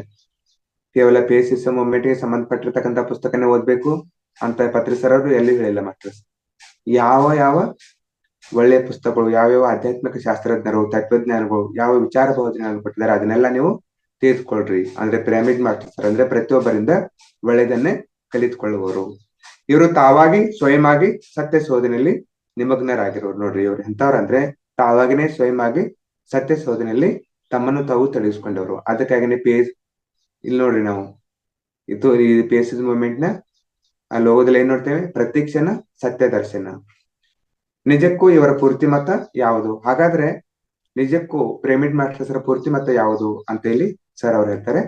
ಇವರು ಪೂರ್ಣ ತತ್ವ ಏನು ಎಂದು ತಲೆ ಕರೆದುಕೊಳ್ತಿರುವಾಗ ಒಂದು ಯೋಚನೆ ಹೊಳೆಯಿತು. ಅಂದ್ರೆ ಇವರಿಗೆ ಎಂತ ಮತವನ್ನು ನಾವು ಕೊಡಬೇಕು, ಆಮೇಲೆ ಇವರು ಪೂರ್ಣ ತತ್ವ ಯಾವುದು ಅಂತ ವಿಚಾರವನ್ನು ಮಾಡುವಾಗ ಸರ್ ಅವರಿಗೆ ಒಂದು ಥಟ್ಟನೆ ಒಂದು ವಿಚಾರ ಹೊಳೆಯಿತು ಮಾಸ್ಟರ್ಸ್. ಇವರೆಲ್ಲರದು ತುಳಸಿದಳ ಮತ ಎಂದು. ನೋಡಿ, ಇವರೆಲ್ಲರದೇನು ತುಳಸಿದಳ ಮತ. ಅಂದ್ರೆ ನಾವೆಲ್ಲರೂ ಯಾವ ಮತಕ್ಕೆ ಸೇರಿದ್ದೇವೆ? ತುಳಸಿದಳ ಮತಕ್ಕೆ ಸೇರಿದ್ದೇವೆ. ತುಳಸಿದಳ ಅಂತಕ್ಕಂಥದ್ದು ಸೆಪರೇಟ್ ಆಗಿರ್ತಕ್ಕಂಥ ಆ ಮತ ಅಲ್ಲ, ಎಲ್ಲಾ ಮತಗಳ ಸಾರವನ್ನ ಹೊಂದಿರುವಂತದ್ದೇ ತುಳಸಿದಳ. ಅದಕ್ಕೆ ಒಂದು ಕಥೆಗಳ ಮುಖಾಂತರ, ಉದಾಹರಣೆ ಮುಖಾಂತರ ಹೇಳ್ತಾರೆ ಮಾಸ್ಟರ್ಸ್. ಹೌದು, ಖಚಿತವಾಗಿ ಇವರೆಲ್ಲರದು ತುಳಸಿದಳ ಮತವೇ. ತುಳಸಿದಳ ಮತವನ್ನು ಕುರಿತು ಹೇಳ್ಬೇಕಂದ್ರೆ ಮೊದಲು ಒಂದು ಒಳ್ಳೆಯ ಕಥೆ ಹೇಳ್ಬೇಕು. ಅಂದ್ರೆ ನೋಡ್ರಿ, ಒಂದು ಕಥೆಯ ಮುಖಾಂತರ ಯಾವಾಗ ನಾವು ಕಥೆಗಳ ಮುಖಾಂತರ ತಿಳಿದುಕೊಳ್ತೇವೆ ಆವಾಗ ನಮ್ಗೆ ಆ ಜ್ಞಾನ ಹೆಚ್ಚು ದಿನದವರೆಗೆ ನೆನಪಿನಲ್ಲಿ ಇರುತ್ತೆ ಮತ್ತು ಸರಿಯಾಗಿ ಮನದಟ್ಟಾಗುತ್ತೆ. ಅದಕ್ಕಾಗಿ ಈ ತುಳಸಿದಳ ಮತವನ್ನ ಒಂದು ಕಥೆಯ ಮುಖಾಂತರ ನಾನು ನಿಮ್ಗೆ ತಿಳಿಸ್ತೀನಿ ಅಂತ ಪತ್ರಿ ಸರ್ ಹೇಳ್ತಾ ಇದ್ದಾರೆ ಮಾಸ್ಟರ್ಸ್. ಒಂದು ಊರಿನಲ್ಲಿ ಒಬ್ಬ ಸ್ತ್ರೀ ಮೂರ್ತಿ ಇದ್ದಳು. ಅವಳಿಗೆ ಇದ್ದಕ್ಕಿದ್ದಂತೆ ಪರಮ ಸತ್ಯದ ಮೇಲೆ ಪರಮ ಮೋಹ ಉಂಟಾಯ್ತು. ಒಂದು ಊರಿನಲ್ಲಿ ಒಬ್ಳು ಸ್ತ್ರೀ ಮೂರ್ತಿ ಇದ್ದಳು. ಆಮೇಲೆ ಇದ್ದಕ್ಕಿದ್ದಂತೆ ಪರಮ ಸತ್ಯ ಏನಿದೆ, ಈ ಜಗತ್ತಿನ ಸತ್ಯ ಯಾವುದು, ಅದನ್ನ ತಿಳಿದುಕೊಳ್ಬೇಕು ಅಂತಕ್ಕಂಥ ಒಂದು ಮೋಹ ಉಂಟಾಗ್ತದೆ ಮಾಸ್ಟರ್ಸ್. ತಕ್ಷಣ ಅದನ್ನು ಹೊಂದಬೇಕು ಎಂದು ಕೋರಿಕೆ ಹುಟ್ಟಿ ತ್ಯಾಗವೇ ಅದಕ್ಕೆ ಮಾರ್ಗ ಎಂದು ತಿಳಿದು. ನೋಡಿ, ತಕ್ಷಣವೇ ಅದನ್ನ ಕಂಡ್ಕೊಳ್ಬೇಕು, ಅಂದ್ರೆ ಆ ಸತ್ಯವನ್ನ, ಪರಮ ಸತ್ಯವನ್ನ ತಕ್ಷಣನೇ ಕಂಡ್ಕೊಳ್ಬೇಕು ಅಂತ ಅವಳ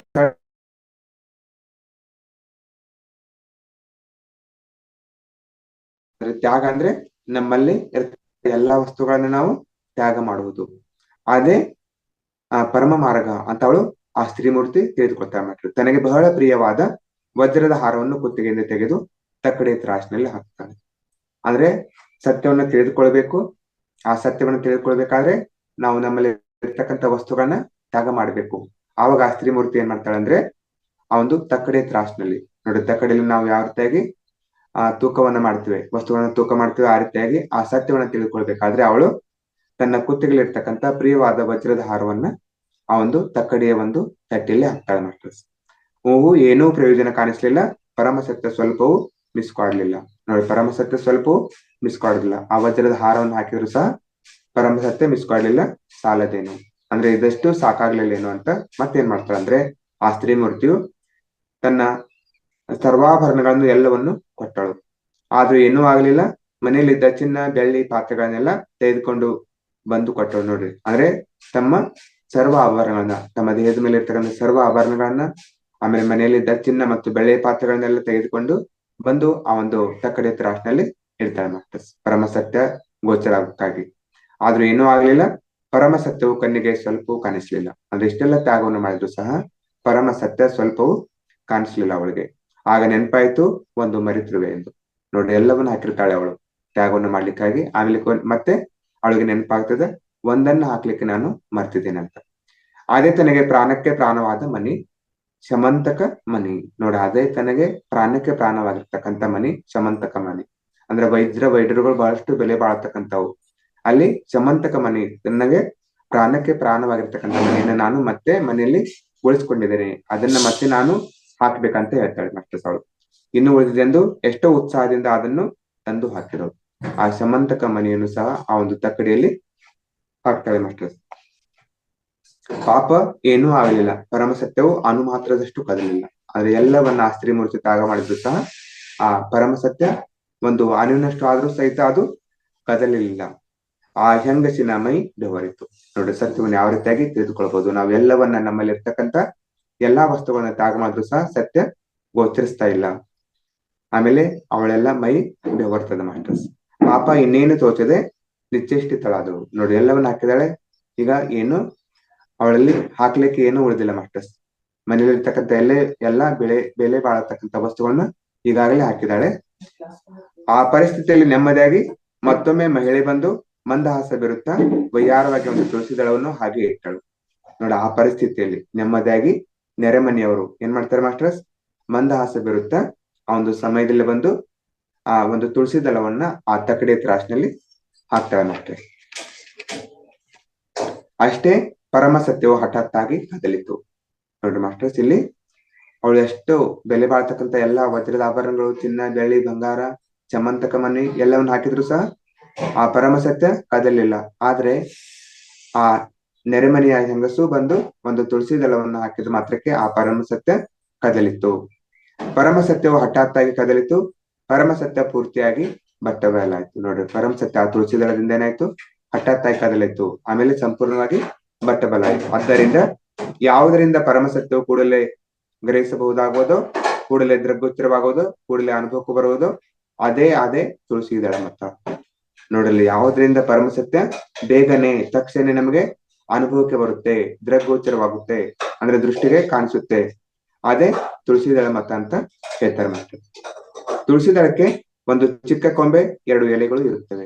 ನೋಡಿ, ಈಗಾಗಲೇ ಪ್ರತಿಯೊಬ್ಬರ ಮನೆಯ ಮುಂದೆ ಆ ತುಳಸಿ ಗಿಡ ಇರುತ್ತೆ ಮಾಸ್ಟರ್ಸ್. ಆಮೇಲೆ ಆ ತುಳಸಿ ಕೊಂಬೆಯನ್ನು ನೋಡಿದಾಗ 2 ಎಲೆಗಳು ಇರ್ತವೆ. ಅಲ್ಲಿ ಒಂದು ಎಲೆ ಹೆಸರು ನಿನ್ನ ವಾಸ್ತವವನ್ನು ನೀನೆ ಸೃಷ್ಟಿಸಿಕೊಳ್ಳುತ್ತಿದ್ದೀಯಾ. ಅಂದ್ರೆ ನೋಡ್ರಿ, ನಾವು ಅಪೋಜಿಪೋ ಅಂತ ಹೇಳ್ತೇವೆ. ನಮ್ಮ ವಾಸ್ತವಕ್ಕೆ ನಾವೇ ಸೃಷ್ಟಿಕರ್ತರು ಅಂತ ಹೇಳ್ತೇವೆ. ಒಂದು ಎಲೆ ನಿನ್ನ ವಾಸ್ತವನ ನೀನೇ ಸೃಷ್ಟಿಸಿಕೊಳ್ಳುತ್ತಿದ್ಯಾ ಎನ್ನುವ ಮಹಾಜ್ಞಾನ ಸೂತ್ರ. 2ನೇ ಎಲೆ ಹೆಸರು ಆನಾಪಾನಸತಿ ಕಾಯಾನುಪಸನ ವಿಪಸನ ಎನ್ನುವ ಧ್ಯಾನ ಸೂತ್ರ. ಒಂದು ಜ್ಞಾನ ಸೂತ್ರ ಆದ್ರೆ ಮತ್ತೊಂದು ಧ್ಯಾನ ಸೂತ್ರ. ಮೊದಲನೇ ಎಲೆ ಜ್ಞಾನಾಗ್ನಿಗೆ ಮೂಲ, 2ನೇ ಎಲೆ ಧ್ಯಾನಾಗ್ನಿಗೆ ಮೂಲ. ಅಂದ್ರೆ ಧ್ಯಾನದಿಂದ ಜ್ಞಾನ, ಜ್ಞಾನದಿಂದ ಮುಕ್ತಿ ಅಂತ ಹೇಳ್ತೀವಿ ಮಾಸ್ಟರ್ಸ್. ಮೊದಲನೇ ಎಲೆ ಏನ್ ಹೇಳ್ತಿದೆ ಅಂದ್ರೆ ಜ್ಞಾನದ ಬಗ್ಗೆ ಹೇಳುತ್ತೆ, 2ನೇ ಎಲೆ ಧ್ಯಾನದ ಬಗ್ಗೆ ಹೇಳುತ್ತೆ.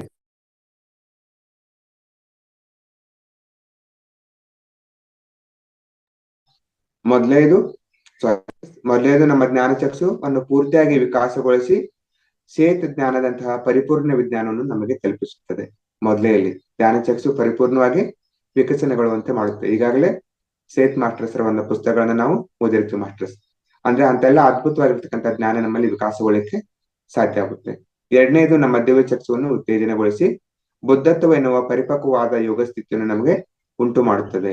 ಈ 2ನೇ ಎಲೆನೆ ತುಳಸಿ ದಳ ಮತ. ಅದೇ ನೋಡ್ರಿ ಮಾಸ್ಟರ್ಸ್, 2ನೇ ಎಲೆ ಬುದ್ಧತ್ವವನ್ನು ನಾವು ಪ್ರಾಪ್ತಿ ಮಾಡ್ಬೇಕಾದ್ರೆ ನಾವು ಧ್ಯಾನ ಸಾಧನೆಯನ್ನ ಮಾಡಬೇಕು. ಒಂದು ಜ್ಞಾನ, ಮತ್ತೊಂದು ಧ್ಯಾನ. ಮೊದಲನೇ ಎಲೆ ಕುರಿತು ವಿಪುಲವಾಗಿ ಹೇಳ್ಬೇಕಂದ್ರೆ ಶ್ರೀಕೃಷ್ಣನ ಹತ್ತಿರಕ್ಕೆ ಹೋಗ್ಬೇಕು. ಅವರ ಪ್ರಕಾರ ಉದ್ಧರೇದ್ ಆತ್ಮನಾತ್ಮಾನಂ ಆತ್ಮಾನಮವ ವಸಾದೇತ್ ಆತ್ಮೈವ ಹ್ಯಾತ್ಮನು ಬಂಧುಹ ಆತ್ಮಯ್ಯ ರಿಪುರಾತ್ಮಃ. ಅಂದರೆ ಯಾರು ಇನ್ನೊಬ್ಬರಿಗೆ ಏನೂ ಮಾಡ್ಲಾರರು, ಅವರನ್ನು ಅವರೇ ಉತ್ತರಿಸಿಕೊಳ್ಳಬೇಕು. ಅವರಿಗೆ ಅವರೇ ಬಂಧುಗಳು, ಅವರಿಗೆ ಅವರೇ ಶತ್ರುಗಳು. ಅಂದ್ರೆ ನಮ್ಮ ವಾಸ್ತವಕ್ಕೆ ನಾವೇ ಸೃಷ್ಟಿಕರ್ತರು, ಯಾರು ಯಾರನ್ನ ಉದ್ಧರಿಸ್ಲಿಕ್ಕೆ ಸಾಧ್ಯ ಇಲ್ಲ ಅಂತ ಹೇಳ್ತಾರೆ ಮಾಸ್ಟರ್ಸ್. ಅವರಿಗೆ ಅವರೇ ತಮ್ಮ ತಮ್ಮ ಕಷ್ಟ ಸುಖಗಳನ್ನು ಸೃಷ್ಟಿಸಿಕೊಳ್ಳುತ್ತಿದ್ದಾರೆ. ಅಂದ್ರೆ ನಮ್ಮ ಪ್ರತಿಯೊಂದು ವಾಸ್ತವಕ್ಕೆ ನಾವೇ ಕಾರಣರು. ಅವರು ಹಾಗೆ ಮಾಡಿದ್ರು, ಇವರು ಹೀಗೆ ಮಾಡಿದ್ರು ಅಂತ ನಾವು ಬೇರೆಯವರನ್ನ ದೂಷಿಸ್ತಾ ಇರ್ತೇವೆ ಮಾಸ್ಟರ್ಸ್. ಆದ್ರೆ ಬೇರೆಯವರನ್ನ ದೂಷಿಸಬಾರ್ದು, ನಮ್ಮ ವಾಸ್ತವಕ್ಕೆ ನಾವೇ ಕಾರಣಕರ್ತರು ಅಂತ ಹೇಳ್ಬೇಕು ಮಾಸ್ಟರ್ಸ್. ಎಲ್ಲರಲ್ಲೂ ಅವರವರ ಜನನ ಮರಣ ಚಕ್ರದ ಒಳಗೆ ಹೊರಗೆ ಅಂದ್ರೆ ಇಹ ಪರಲೋಕಗಳಲ್ಲಿ ಸ್ವತಂತ್ರವಾಗಿ ವಿವರಿಸುತ್ತಿರುವವರೇ ಎಲ್ಲರೂ. ಏನು ಬೇಕೆಂದರೆ ಆಗಿಂದಾಗ ಅಲ್ಲಿಂದಲೇ ಒದಗಿಸಬಲ್ಲ ಸರ್ವ ಸಮರ್ಥೆಯನ್ನು ಹೊಂದಿರುವವರೇ ಇದೇ ಪರಮ ಸತ್ಯ. ನೋಡ್ರಿ, ಯಾವುದು ಪರಮ ಸತ್ಯ ಯಾವ್ದಂತ ಹೇಳ್ತಾರೆ? ನಾವು ಇಹ ಮತ್ತು ಪರಲೋಕಗಳಲ್ಲಿ ಸ್ವತಂತ್ರವಾಗಿ ವಿವರಿಸುತ್ತೇವೆ. ಅಂದ್ರೆ ನೋಡ್ರಿ, ಇಹಲೋಕ ನಮ್ಮ ಕಣ್ಣಿಗೆ ಕಾಣುವಂತದ್ದು, ಆಮೇಲೆ ಪರಲೋಕ ಧ್ಯಾನದಲ್ಲಿ ಅಷ್ಟಲ್ ಪ್ರಾವದಲ್ಲಿ ನಾವು ಪರಲೋಕಗಳನ್ನು ಸಹಿತ ಏನ್ ಮಾಡ್ತೀವಿ ಮಾಸ್ಟರ್ಸ್? ಅಲ್ಲಿ ವಿಹರಿಸಿ ಪ್ರಯಾಣವನ್ನ ಮಾಡಿ ಬಂದಿರ್ತೇವೆ. ಇದೇ ಪರಮ ಸತ್ಯ ಅಂತ ಹೇಳ್ತಾರೆ. ಈಗ ಸರ್ ಇನ್ನೊಂದು 5 ನಿಮಿಷ ಸಮಯ ಇದ್ರೆ ಸರ್ ಒಂದ್ ಸ್ವಲ್ಪ ಓದಿ ಮುಗಿಸ್ತೀನಿ. Three to 4 minutes. ಹಾ 3 minutes. ಮಾಸ್ಟರ್, ಈಗ 2ನೇ ಎಲೆ ಬಗ್ಗೆ ನೋಡೋಣ. ಇನ್ನು 2ನೇ ಎಲೆ ಆನಾಪಾನಸತಿ, ಕಾಯಾನುಪಾಸನ, ವಿಪಸನ, ಆನಾಪಾನಸತಿ ಅಂದ್ರೆ ಉಚ್ಛ್ವಾಸ ನಿಶ್ವಾಸಗಳನ್ನು ಗಮನಿಸುವುದು ಎಂದು ಅರ್ಥ.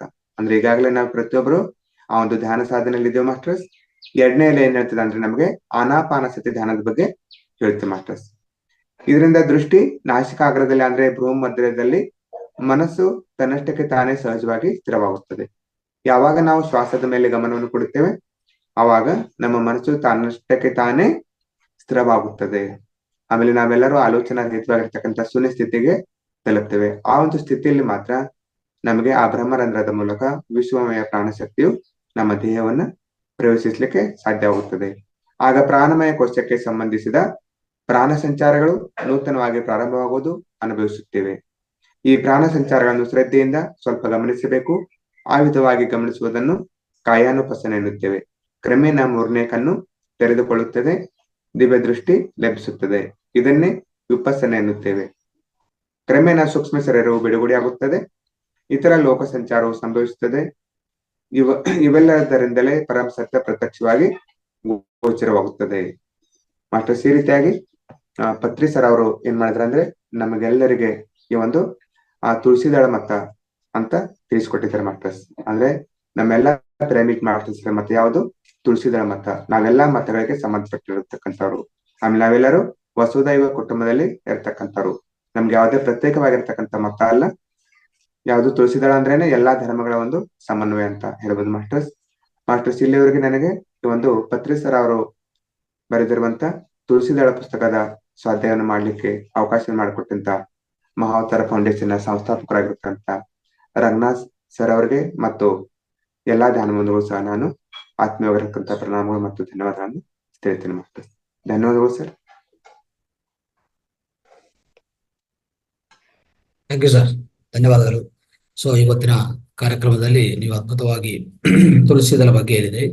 ಸೊ ತುಳಸಿದಳ ಅನ್ನೋದು ಪತ್ರಿ ಸಾರಿಗೆ ಇಷ್ಟವಾದ ಈ ತುಳಸಿದಳ ಅನ್ನೋದು ಇಷ್ಟವಾದ ಸಬ್ಜೆಕ್ಟ್, ಇಷ್ಟವಾದ ಬುಕ್ ಅವ್ರು ಬರೆದಿರೋದು. ಇದು ಎಷ್ಟೋ ಗ್ರಂಥಗಳು ಓದಿ ಅದರಿಂದ ಸಂಗ್ರಹ ಮಾಡಿ ಅವರು ವಿಶೇಷವಾಗಿ ಬರೆದಿರೋದು. ಮೊದಲನೇ ಬುಕ್ ತೆಲುಗಲ್ಲಿ, ಅದಾದ್ಮೇಲೆ ಅದು ರೀಪ್ರಿಂಟ್ ಆಗ್ತಾ ಬಂತು. ಈಗ ಇದು ತುಳಸಿದಳ 1, ತುಳಸಿದಳ 2 ಅಂತ ನಮ್ಮ ಕನ್ನಡದಲ್ಲಿ ಸಿಗ್ತಾ ಇದೆ. ಸೊ ಇದು ಅದ್ಭುತವಾದ ವಿಷಯ ಸರ್. ಸೊ ಇವತ್ತು ಕಾರ್ಯಕ್ರಮದಲ್ಲಿ ನೀವು ತಿಳಿಸ್ಕೊಟ್ಟಿರೋದು. ಸೊ ತುಂಬಾ ಧನ್ಯವಾದಗಳು ತಮಗೆ. ಸ್ನೇಹಿತರೆ, ಈಗ ನಿಮ್ಮ ಪ್ರಶ್ನೆಗಳು ಮತ್ತೆ ನಿಮ್ಮ ಅನುಭವಗಳು ಹಂಚ್ಕೋಬಹುದು. ದಯವಿಟ್ಟು ನೀವು ಹ್ಯಾಂಡ್ ರೈಸ್ ಮಾಡಿ. ಯಾರಾದ್ರೂ ಅನುಭವಗಳು ಹಂಚ್ಕೋಬೇಕಂದ್ರೂ, ಪ್ರಶ್ನೆಗಳು ಕೇಳ್ಬೇಕಾದ್ರೆ ಸರ್ ಜೊತೆಗೆ ದಯವಿಟ್ಟು ಹ್ಯಾಂಡ್ ರೈಸ್ ಮಾಡಿ. ಇವತ್ತು ಯಾರಮ್ಮ ಪ್ರಶ್ನೋತ್ತರ ಅನ್ನಿಸೋದು?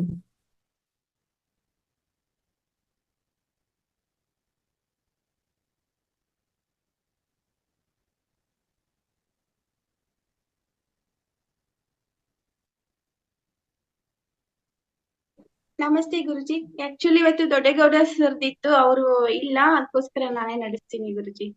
ಓಕೆ. ಸಂಜಯ್ ಸರ್, ತುಂಬಾ ಥ್ಯಾಂಕ್ಸ್. ಇವತ್ತು ತುಳಸಿ ಅಂತ ಅಂದ್ರೆ ಶ್ರೇಷ್ಠ. ಅದು ಇವತ್ತು ನೀವು ತುಂಬಾ ಧರ್ಮಗಳ ಬಗ್ಗೆ ಹೇಳಿದ್ರಿ. ಕೃಷ್ಣ ಹೇಳ್ತಾರೆ ಭಗವದ್ಗೀತೆಯಲ್ಲಿ, ಯದಾ ಯದಾ ಹಿ ಧರ್ಮಸ್ಯ ಗ್ಲಾನಿರ್ಭವತಿ ಭಾರತ ಅಭ್ಯುತ್ಥಾನಂ ಅಧರ್ಮಸ್ಯ ತದಾತ್ಮಾನಂ ಸೃಜಾಮ್ಯಹಂ ಅಂತ. ಈಗ ಧರ್ಮ ಅಂತಂದ್ರೆ ಎಲ್ಲಾ ಧರ್ಮನು ಹೇಳೋದು ಒಂದನೇ, ಕರ್ತವ್ಯಗಳನ್ನ ಮಾಡು. ಯಾವ ತರ ಕರ್ತವ್ಯ ಮಾಡ್ಬೇಕು ಅಂತಂದ್ರೆ ರಾಜನ ತರ ಕರ್ತವ್ಯಗಳನ್ನು ಮಾಡು ಅಂತ ಭಗವಂತ ಶ್ರೀ ಕೃಷ್ಣ ಭಗವದ್ಗೀತೆಯಲ್ಲಿ ಹೇಳಿದ್ದಾರೆ. ನೀವು ಹಿಂದೂ ಧರ್ಮದ ಬಗ್ಗೆ ಹೇಳಿದ್ರಿ, ಬುದ್ಧ ಧರ್ಮದ ಬಗ್ಗೆ ಹೇಳಿದ್ರಿ, ಕ್ರೈಸ್ತ ಧರ್ಮದ ಬಗ್ಗೆ ಹೇಳಿದ್ರಿ, ಇಸ್ಲಾಂ ಧರ್ಮದ ಬಗ್ಗೆ ಎಲ್ಲಾ ಹೇಳಿದ್ರಿ. ತುಂಬಾನೇ ಚೆನ್ನಾಗಿತ್ತು ಸರ್. ತುಳಸಿ ದಳ ಅನ್ನೋದು ತುಳಸಿ ಅಂದ್ರೇನೆ ಶ್ರೇಷ್ಠ. ಅವರು ಇದು ಮಾಡ್ತಾ ಇರ್ತಾರೆ, ಏನೋ ಒಂದು ಸೇವೆ ಮಾಡ್ತಾ ಇದ್ದಾಗ ಒಂದು ತುಳಸಿ ದಳ ಹಾಕಿದ ತಕ್ಷಣ ಕೃಷ್ಣನ ಒಂದು ಭಾರ ಮೇಲೆ ಬಂದ್ಬಿಡುತ್ತೆ. ಅಷ್ಟೊಂದು ಶಕ್ತಿ ತುಳಸಿಗಿದೆ ಅಂತ ಇವತ್ತು ನಾವ್ ತುಂಬಾ ಚೆನ್ನಾಗಿ ಅರ್ಥ ಮಾಡ್ಕೊಂಡ್ವಿ. ಮತ್ತೆ ಧ್ಯಾನ ಸೂತ್ರ ಅಂತಾನು ತುಂಬಾ ಚೆನ್ನಾಗಿ ನಾವ್ ಅರ್ಥ ಮಾಡ್ಕೊಂಡ್ವಿ. 2 ದಳದಲ್ಲಿನೂ ಎಷ್ಟೊಂದು ಶಕ್ತಿ ಇದೆ ಅನ್ನೋದು ತಿಳ್ಕೊಂಡ್ವಿ. ಈಗ ಸ್ವಲ್ಪ ನಮ್ಮ ಮಾಸ್ಟರ್ಸ್ ಸಾಧಕರು ಎಲ್ಲ ಕ್ವಶನ್ಸ್ ಕೇಳ್ತಾರೆ. ಸಂಜಯ್ ಸರ್, ನೀವು ಸ್ವಲ್ಪ ಉತ್ತರ ಹೇಳ್ಬೇಕು ಅಂತ ನಾನು ನಿಮ್ಮನ್ನ ಕೇಳ್ಕೊಂತೀನಿ. ಮಾಸ್ಟರ್ಸ್ ಯಾವ್ದಾದ್ರು ಪ್ರಶ್ನೆ ಇದ್ರೆ ಹ್ಯಾಂಡ್ ರೈಸ್ ಮಾಡಿ. ಉಮಾ ಅಮ್ಮ ಅನ್ಮ್ಯೂಟ್ ಮಾಡಿ ಮಾತಾಡಿ. ನಮಸ್ಕಾರ ಗುರುಗಳೇ. ನಮಸ್ತೆ ಮೇಡಮ್. ನಮಸ್ತೆ. ನಮಸ್ಕಾರ ಸಂಜೀವ್ ಸರ್. ನಮಸ್ತೆ ಮೇಡಮ್. ತುಳಸಿ ದಳದ ಬಗ್ಗೆ ತಾವು ಬಹಳಷ್ಟು ಕೂಲಂಕುಷವಾಗಿ ಹೇಳಿದ್ರಿ. ಬರೀ ತುಳಸಿ ದಳ ಅಲ್ಲ, ಎಲ್ಲಾ ಧರ್ಮ ಒಂದೇ. ಧರ್ಮ ಕರ್ಮವನ್ನ ತುಳಸಿ ದಳದಲ್ಲಿ ಅಡಗಿದೆ. ಸರ್ವಶ್ರೇಷ್ಠ ತುಳಸಿ ದಳ ಅಂತ. ಒಂದು ಮನೆಯ ಸೌಂದರ್ಯವನ್ನ ಅಲಂಕಾರಗೊಳಿಸ್ಬೇಕಾದ್ರ ತುಳಸಿ ಕಟ್ಟೆ ಮನೆ ಮುಂದೆ ಇರ್ಲೇಬೇಕು. ತುಳಸಿ ಕಟ್ಟೆ ಮನೆ ಮುಂದೆ ಇರುವುದರಿಂದ ಸರ್ವ ರೋಗ ನಿವಾರಣೆ ಅಂತ ಹೇಳ್ತಾರೆ. ಒಂದು ದಳ ಇದ್ರ ಇಡೀ ಸ್ತ್ರೀ ಸೌಭಾಗ್ಯ ಅಂತ ಕೂಡ ಹೇಳ್ತಾರೆ. ಇದು ತುಳಸಿ ದಳದ ಬಗ್ಗೆ ನೀವು ಹೇಳಿದ್ರಲ್ಲ, ಇದು ಬಹಳ ಅದ್ಭುತವಾಗಿದೆ.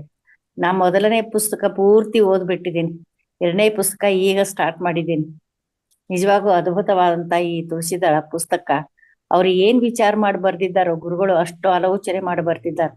ಪತ್ರಿ ಸರ್ ಬರ್ದಿದ್ದು ಅಷ್ಟು ಹೇಳಿಕ್ಕಾಗಲಾರಂತ ಅದ್ಭುತವಾದಂತ ವಿಷಯಗಳು ಈ ತುಳಸಿ ದಳದ ಪುಸ್ತಕದಲ್ಲಿದೆ. ನಿಜವಾಗ ಇವತ್ತು ನೀವು ಆ ಟಾಪಿಕ್ ಅನ್ನ ತಗೊಂಡಿದ್ರ ಬಹಳ ಸಂತೋಷ. ಆಮೇಲೆ ಅಷ್ಟೇ ಅಲ್ಲ, ನೀವು ಒಂದೇ ಧರ್ಮದ ಬಗ್ಗೆ ಹೇಳಲಿಲ್ಲ.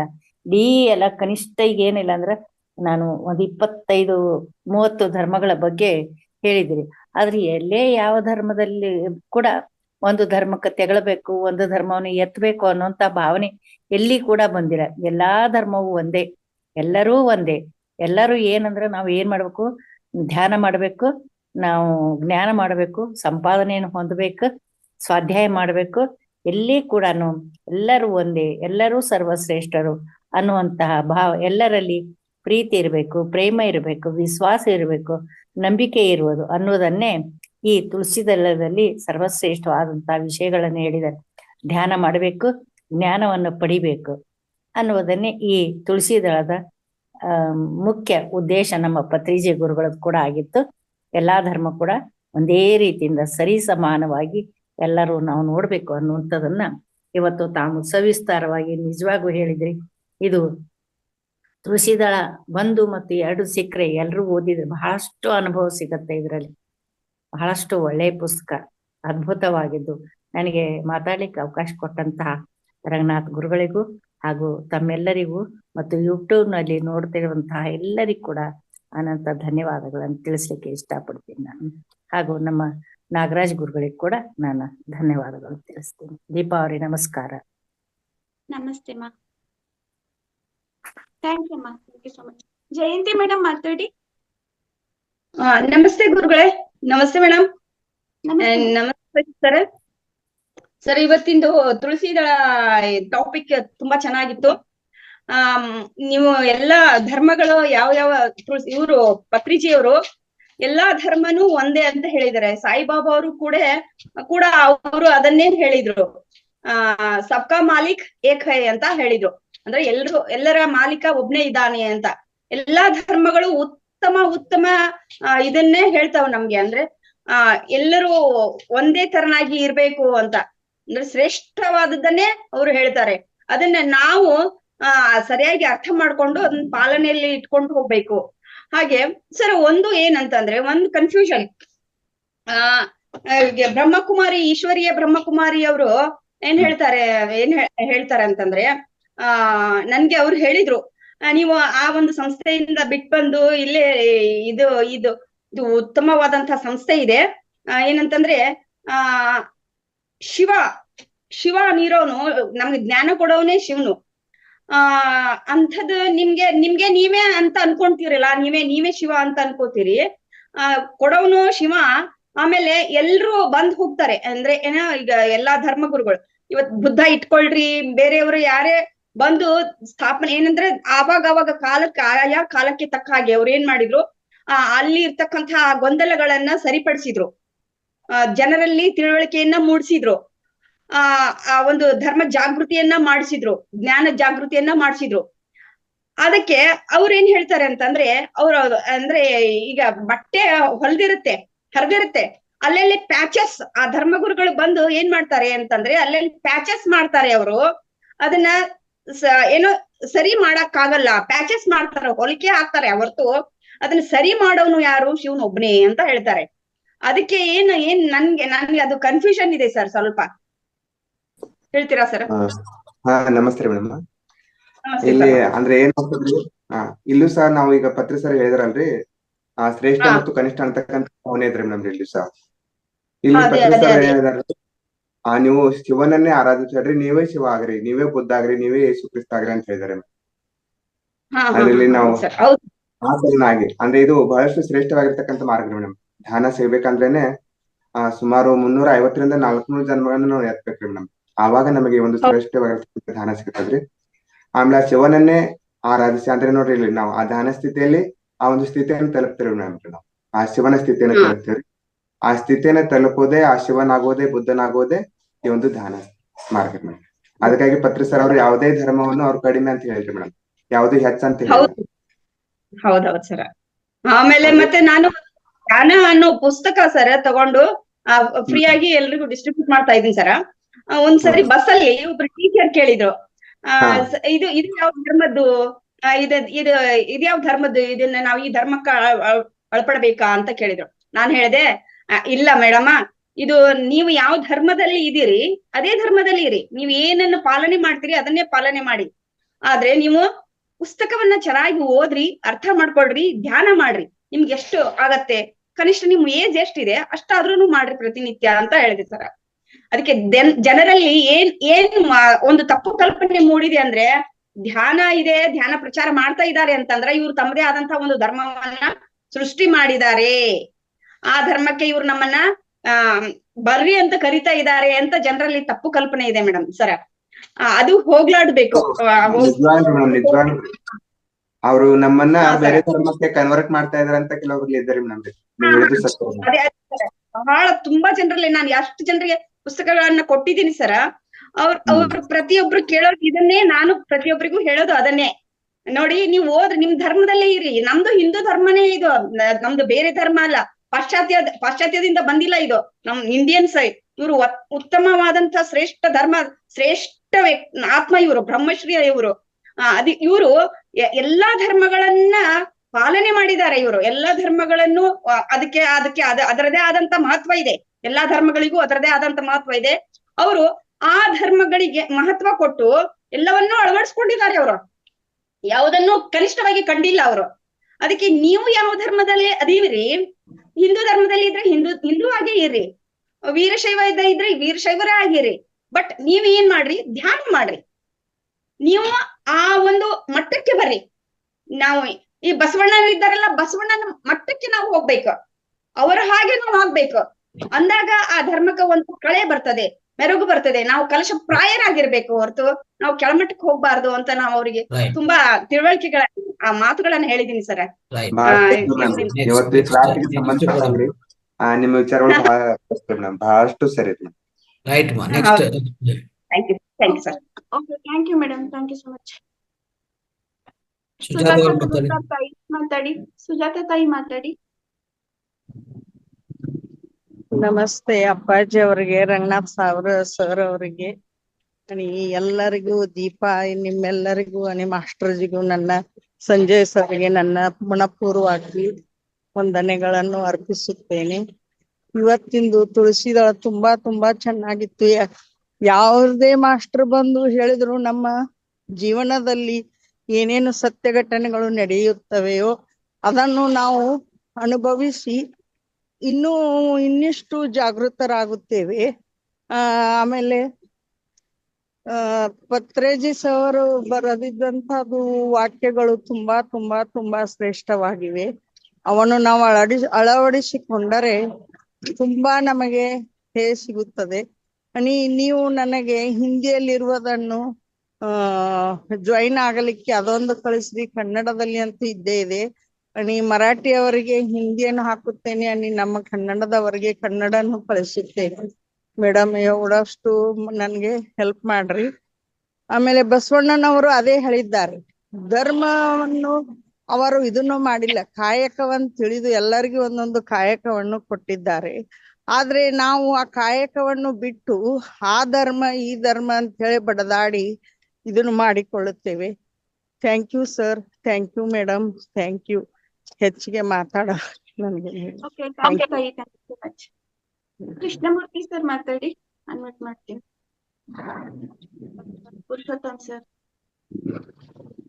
ಪುರುಷೋತ್ತಮ ಅನ್ಮಿಟ್ ಮಾಡಿದೀನಿ, ಮಾತಾಡಿ ಸರ್.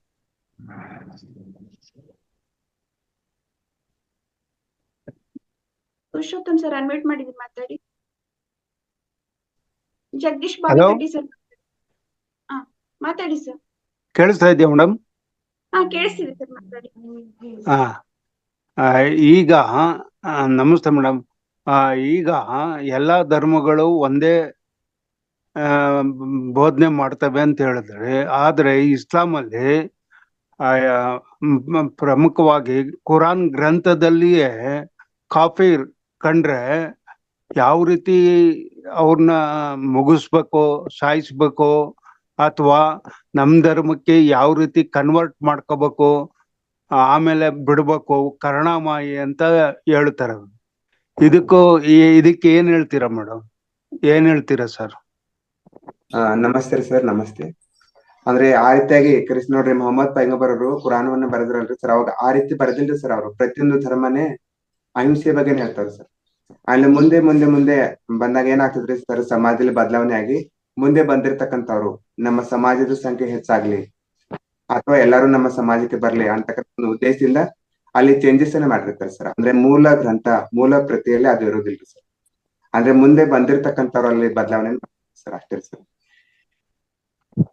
ಅಂದ್ರೆ ಪ್ರತಿಯೊಂದು ಧರ್ಮ ಹೇಳೋದೇ ಅಹಿಂಸೆ ಸರ್, ಅಹಿಂಸೆ ಬಗ್ಗೆ ಹೇಳ್ತಾರೆ ಪ್ರತಿಯೊಂದು ಧರ್ಮ ಸರ್.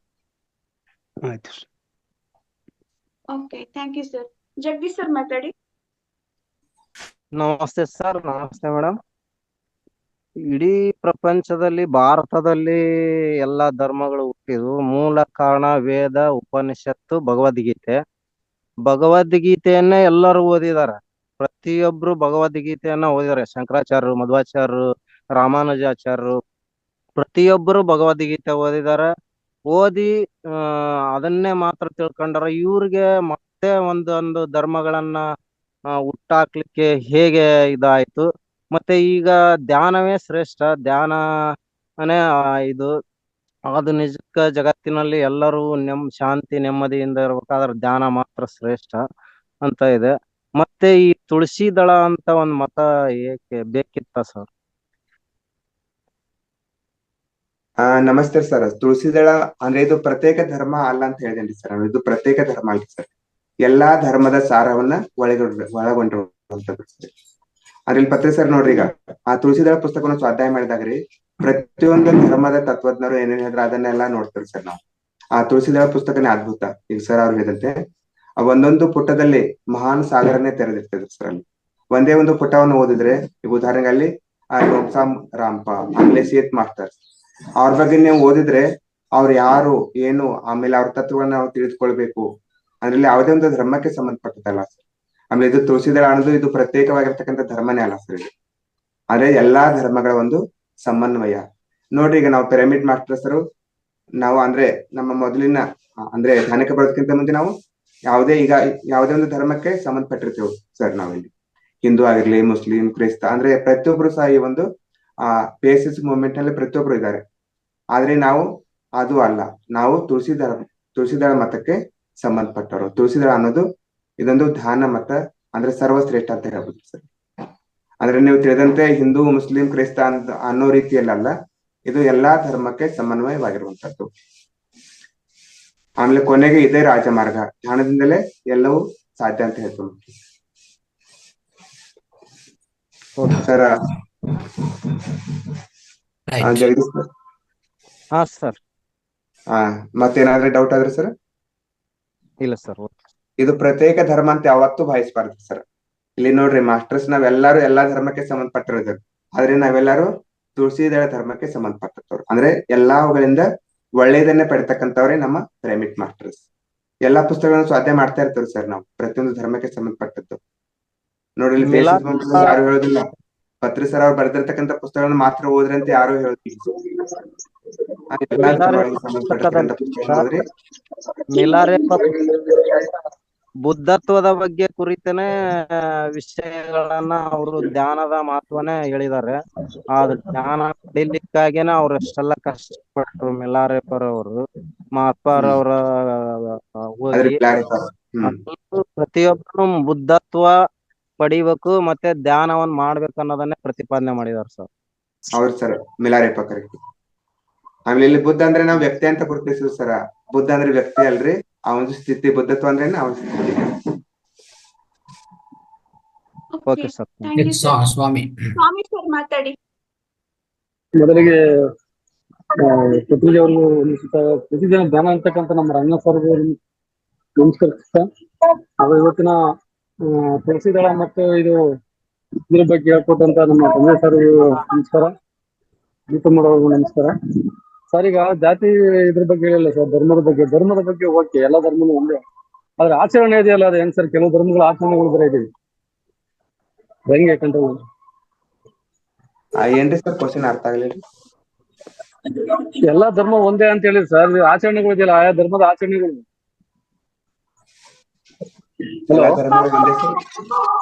ಎಲ್ಲಾ ಧರ್ಮಗಳು ಒಂದೇ ಅಂತ ಹೇಳಿದ್ರೆ ಅದು ಓಕೆ, ಬಟ್ ಆಚರಣೆ ಇದೆ ಸರ್, ಆಚರಣೆ ಕೆಲವು ಧರ್ಮಗಳ ಆಚರಣೆ ಅದು ಹೆಂಗ್ ಸರ್? ಕೆಲವು ಒಂದೊಂದು ಧರ್ಮಗಳ ಒಂದು ಆಚರಣೆ ಇದೆ, ಅದು ಹೆಂಗೆ ಕಂಟ್ರೋಲ್ ಮಾಡೋದು? ಈ ನಮ್ಮ ಆಧ್ಯಾತ್ಮಿಕ ಮಾರ್ಗವಾಗಿ ಬಂದಾಗ ನಾವು ಇದನ್ನೇ ಪಾಲನೆ ಮಾಡ್ಬೇಕು, ನಾವು ಸಾತ್ವಿಕ ಆಹಾರಗಳನ್ನ ಸೇವನೆ ಮಾಡ್ಬೇಕು ಅಂತ ಇರುತ್ತಲ್ಲ, ಅದು ಕೆಲವು ಧರ್ಮಗಳಲ್ಲಿ ಆತರ ಇರಲ್ಲ. ಅದು ಧರ್ಮಾಚರಣೆ ಬಂದಾಗ ಅವರು ಸಪ್ರೇಟ್ ಅಲ್ಲ, ನಾನ್ ವೆಜ್ ಎಲ್ಲ ಉಪಯೋಗಿಸಿ ಎಲ್ಲ ಇರ್ತದಲ್ಲ, ಅದನ್ನ ಕಂಟ್ರೋಲ್ ಮಾಡೋದು ಅಂತ ಹೇಳಿ. ಸರ್ ಇಲ್ಲಿ ನೋಡ್ರಿ, ಇಲ್ಲಿ ಅಂದ್ರೆ ನಾವು ಆಯ್ಕೆ ಮಾಡಿರ್ತಕ್ಕಂಥ ಸಿಲೆಬಸ್ ಅಂದ್ರೆ ನಮ್ಮ ಜೀವನದ ಮಾರ್ಗನೇ ಬೇರೆ ಸರ್. ಇಲ್ಲಿ ಬರ್ತಕ್ಕಂಥವ್ರು 350ರಿಂದ 400 ಜನ್ಮಗಳನ್ನ ದಾಟಿದವ್ರು ಮಾತ್ರ. ಅದಕ್ಕಾಗಿ ಅಂದ್ರೆ ನೋಡ್ರಿ, ನಾವು ಬೇರೆಯವ್ರ ಸಿಲೆಬಸ್ ನೋಡಿ ಅದು ಈಜಿ ಇದೆ ಅಥವಾ ಕಠಿಣ ಇದೆ ಅಂತ ತಿಳ್ಕೊಬಾರದು ಸರ್. ನಾವಿಲ್ಲಿ ಏನ್ ಆಯ್ಕೆ ಮಾಡ್ಕೊಂಡೇವಲ್ರಿ, ಆ ಸಿಲೆಬಸ್ ಅನ್ನ ನಾವು ಇದನ್ನ ಮಾಡ್ಕೋಬೇಕು ಸರ್. ಇಲ್ಲಿ ನಾವು ಯಾವುದೇ ಧರ್ಮದ ಬಗ್ಗೆ ಮಾತಾಡಬಾರ್ದ್ರಿ, ಆಮೇಲೆ ಧರ್ಮದ ಆಚರಣೆ ಬಗ್ಗೆ ಬೇಡ್ರಿ ಸರ್ ಇಲ್ಲಿ. ಯಾಕಂದ್ರೆ ನಾವು ಆಯ್ಕೆ ಮಾಡ್ಕೊಂಡಿರ್ತಂತೂ ಧ್ಯಾನ ಧರ್ಮ ಅಂತಕ್ಕಂಥದ್ದು. ಇದು ಧರ್ಮ ಅಂದ್ರೆ ನಾವು ಬೇರೆ ಅಂತ ತಿಳ್ಕೊಬಾರದು ಸರ್ ಇಲ್ಲಿ. ಯಾಕಂದ್ರೆ ನಾವೆಲ್ಲರೂ ಈಗ ಯಾವ್ದ್ರ ಬಗ್ಗೆ ಸಾಧನೆ ಮಾಡ್ತಾ ಇದ್ದಾರೆ ಸರ್? ಮುಕ್ತಿ ಮತ್ತು ಮೋಕ್ಷದ ಬಗ್ಗೆ. ಇಲ್ಲಿ ಧ್ಯಾನ ಅಂದ್ರೆ ಕೇವಲ ಧ್ಯಾನವನ್ನು ಮಾಡಿ ನಮ್ಮ ರೋಗಗಳನ್ನ ನಿವಾರಣೆ ಮಾಡ್ಕೋದಲ್ರಿ ಸರ್. ನಾವು ಅಂದ್ರೆ ಇದೇ ಜನ್ಮವನ್ನ ಕೊನೆ ಜನ್ಮವನ್ನಾಗಿ ಮಾಡ್ಕೊಳ್ಬೇಕು, ಆಮೇಲೆ ಹೆಚ್ಚು ಹೆಚ್ಚು ಧ್ಯಾನ ಸಾಧನೆಯನ್ನ ಮಾಡ್ಬೇಕು. ಅಂದ್ರೆ ಆ ಒಂದು ಸಿಲೆಬಸ್ ಅನ್ನ ನಾವು ಆಯ್ಕೆ ಮಾಡ್ತೀವಿ. ಆಮೇಲೆ ಆಯ್ಕೆ ಮಾಡ್ಕೊಂಡಾಗ ನಾವು ಬೇರೆ ಸಿಲೆಬಸ್ ಗಳನ್ನ ಯೋಚನೆ ಮಾಡುದು. ಯಾಕಂದ್ರೆ ಪ್ರತಿ ಧರ್ಮನ ಅಹಿಂಸೆ ಬಗ್ಗೆನೇ ಹೇಳ್ತದೆ. ಆಮೇಲೆ ಅಲ್ಲಿನ ಜನ ಮುಂದೆ ಬಂದಾಗ ಏನ್ ಮಾಡ್ತಿದ್ರು ಸರ್, ತಮ್ಗೆ ತಕ್ಕಂತೆ ಅಂದ್ರೆ ನೋಡಿ ಸ್ಥಿತಿ ಪರಿಸ್ಥಿತಿಗಳು, ಆಮೇಲೆ ಅಲ್ಲಿನ ಒಂದು ವಾತಾವರಣ ಆ ರೀತಿಯಾಗಿ ಇರ್ತಾರೆ ಸರ್. ಈ ನೋಡ್ರಿ, ಯಾವುದೇ ಧರ್ಮ ಹೇಳೋದಿಲ್ರಿ ಪ್ರಾಣಿಗಳನ್ನ ಕೊಲ್ರಿ, ಪ್ರಾಣಿಗಳನ್ನ ತಿನ್ರಿ ಅಂತ ಯಾವುದೇ ಧರ್ಮ ಹೇಳೋದಿಲ್ರಿ ಸರ್. ಆದ್ರೆ ನಾವ್ ಎಲ್ಲಾ ಕಡೆ ಮಾಂಸಾಹಾರಗಳನ್ನ ನೋಡ್ತೀವ್ರಿ, ಮಾಂಸ ತಿನ್ನೋರ್ನ ನೋಡ್ತೀವಿ. ಆಮೇಲೆ ಯಾರು ಸಹ ಈಗ ಲಿಂಗಾಯತರಿರ್ಲಿ ಯಾರು ಇರ್ಲಿ ಕಟ್ಟುನಿಟ್ಟಾಗಿ ಯಾವುದೇ ಧರ್ಮವನ್ನು ಪಾಲಿಸೋದೇ ಇಲ್ರಿ ಸರ್. ಕೇವಲ ಹೇಳಿಕೆ ಮಾತ್ರ ನಮ್ಮ ಧರ್ಮಗಳು, ನಾನು ಲಿಂಗಾಯತ, ಜೈನ, ಕ್ರಿಶ್ಚಿಯನ್ ಅಂತ ಹೇಳಿಕೆ ಮಾತ್ರ ಧರ್ಮಗಳು, ಆದ್ರೆ ಯಾವುದೇ ಆಚರಣೆಗೆ ಇರೋದಿಲ್ಲ ಸರ್. ಇಲ್ಲಿ ಧ್ಯಾನವನ್ನು ಮಾಡಿದಾಗ ಮಾತ್ರ ನಾವು ನಮ್ಮ ನಿಜ ಸ್ಥಿತಿಯನ್ನ ಅರಿತೇವೆ, ನಿಜವಾಗಿ ನಾವು ಆಚರಣೆಯನ್ನ ತರ್ತೇವೆ. ನೋಡ್ರಿ, ಇಲ್ಲಿ ಅದಕ್ಕಾಗಿ ಪತ್ರಿ ಸರ್ ಅವರು 18 ಸೂತ್ರಗಳನ್ನ ಹೇಳ್ಕೊಡ್ತಾರೆ ನಮಗೆ. ಭಗವದ್ಗೀತೆಯಲ್ಲಿ ಯಾವ ರೀತಿಯಾಗಿ 18 ಅಧ್ಯಾಯಗಳು, ಅದೇ ರೀತಿಯಾಗಿ ಪತ್ರಿ ಸರ್ ಅವರು ಅತ್ಯಂತ ಸರಳವಾಗಿರ್ತಕ್ಕಂಥ 18 ಸೂತ್ರಗಳನ್ನ ದಿನನಿತ್ಯ ಏನ್ ಮಾಡ್ರಿ, ನೀವು ನಿಮ್ಮ ಜೀವನದಲ್ಲಿ ಅಳವಡಿಸ್ಕೊಂಡಾಗ ಮಾತ್ರ ನೀವು ಆ ಜೀವನದ ಒಂದು ಪರೀಕ್ಷೆಯನ್ನು ಪಾಸ್ ಆಗ್ಲಿಕ್ಕೆ ಸಾಧ್ಯ. ಜೀವನದ ಪರೀಕ್ಷೆಯನ್ನು ಪಾಸ್ ಆಗೋದಂದ್ರೆ ಮುಕ್ತಿಯನ್ನು ದೊರಕಿಸಿಕೊಳ್ಳಿಕ್ಕೆ ಸಾಧ್ಯ ಅಂತ ಹೇಳಿದ್ರೆ. ಅದಕ್ಕಾಗಿ ನಾವು ಪ್ರತಿಯೊಬ್ಬರು ಸಹ ಧ್ಯಾನವನ್ನು ಮಾಡ್ತಕ್ಕಂಥವ್ರು ಆ ಒಂದು ದೃಷ್ಟಿಯನ್ನು ಇಟ್ಕೊಂಡು ನಮ್ಮ ಸಾಧನೆ ದಿನದಿಂದ ದಿನಕ್ಕೆ ಹೆಚ್ಚಾಗಬೇಕು. ಆಮೇಲೆ ಅದೇ ಸ್ಥಿತಿಯಲ್ಲಿ ನಾವು ಜೀವಿಸ್ಬೇಕು. Right. Okay, thank you sir. ಇನ್ಯಾರ್ದಾದ್ರೂ ಪ್ರಶ್ನೆ ಇದೆಯಾ? ಕೊನೆಯದಾಗಿ ಪ್ರಕಾಶ್. ಹೋಗಕ್ಕೆ ಅವಕಾಶ ಇರುತ್ತೆ. ಪ್ರಕಾಶ್ ಸರ್ ಮಾತಾಡಿ, ಅನ್ಮ್ಯೂಟ್ ಮಾಡಿದೀನಿ. ಸರ್ ನಮಸ್ತೆ ಮೇಡಮ್. ನಮಸ್ಕಾರ ಸರ್. ನಮಸ್ಕಾರ. ನಮಸ್ಕಾರ. ನಮಸ್ಕಾರ ಸಂಜಯ್ ಸರ್ಗೆ. ನಮಸ್ತೆ ಸರ್. ನಮಸ್ತೆ ಸರ್, ಅದ್ಭುತವಾದಂತ ಇವತ್ತು ತುಳಸಿದಳ ಭಾಗ ಪತ್ರಿಜಿ ಅವರು ರಚನೆ ಮಾಡಿದಂತ ಅದ್ಭುತ ಗ್ರಂಥ ಇದು. ಇದು ಪತ್ರಿಜಿ ಅವರು 1 ಲಕ್ಷ ಗ್ರಂಥ ಸಾಧ್ಯಾಯನ ಮಾಡಿ ಜ್ಞಾನದ ಮಾಸ್ಟರ್ಗಳಿಗೆ ಜ್ಞಾನದ ಸುದೆಯನ್ನು ಬಿಡಿಸಿದಂತ ಅದ್ಭುತ. ಒಬ್ಬ ಯೋಗಿ ಆಗ್ಬೇಕಾದ್ರೆ ಭಾಗ 1 ಭಾಗ 2 ಈ ತುಳಸಿದಳ ಭಾಗವನ್ನು ಓದಿದರೆ ಸಾಕು 1 ಲಕ್ಷ ಗ್ರಂಥಗಳನ್ನು ಓದಿದ ಜ್ಞಾನವನ್ನು ಪ್ರಾಪ್ತ ಆಗ್ತತಿ. ಅಂತ ಅದ್ಭುತವಾದ ಗ್ರಂಥ. ಜಾತಿ ಮತ ಪಂಥ ಭೇದಗಳನ್ನು ದೂರ ಮಾಡಿ ಒಳ್ಳೆಯ ಸದ್ಗತಿಯನ್ನು ಕೊಡುವಂತ ಅದ್ಭುತ ಇದು ಗ್ರಂಥ. ಯಾಕೆಂದ್ರೆ ಪ್ರತಿಯೊಬ್ಬ ಪಿರಮಿಡ್ ಮಾಸ್ಟರ್ ಓದಲೇಬೇಕಾದಂತ ಒಂದು ಗೋಲ್ಡನ್ ಇದ್ದ ಹಾಗೆ ಇದು ಗ್ರಂಥ. ಅದಕ್ಕೆ ಇದರಲ್ಲಿ ಒಂದೊಂದು ಮಾತುಗಳು ಮುತ್ತು ರತ್ನಗಳು ಜೀವನದಲ್ಲಿ ಅಳವಡಿಸ್ಬೋದು ಮಾತ್ರ ಸರ್ ಅದು. ಯಾಕಂದ್ರೆ 200-400 ಪೇಜ್ ಓದೆ ಮೈಂಡ್ ನಲ್ಲಿ ಇರೋದು ಕಷ್ಟ.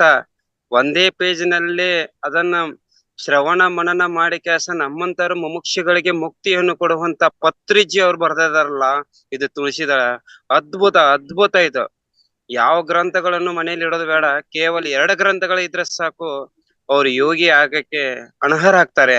ಅಂತ ಒಂದು ಯೋಗಿ. ಯಾಕೆಂದ್ರೆ ಇಂದಿನ ಕಲಿಯುಗದಲ್ಲಿ ಅನ್ಯಾಯಕ್ಕೆ ಬೆಲೆ ಕೊಡ್ತೈತಿ, ಯಾವ್ದಾರೆ ಒಳ್ಳೇದಕ್ಕೆ ತಲೆ ಬಾಗೋದಿಲ್ಲ.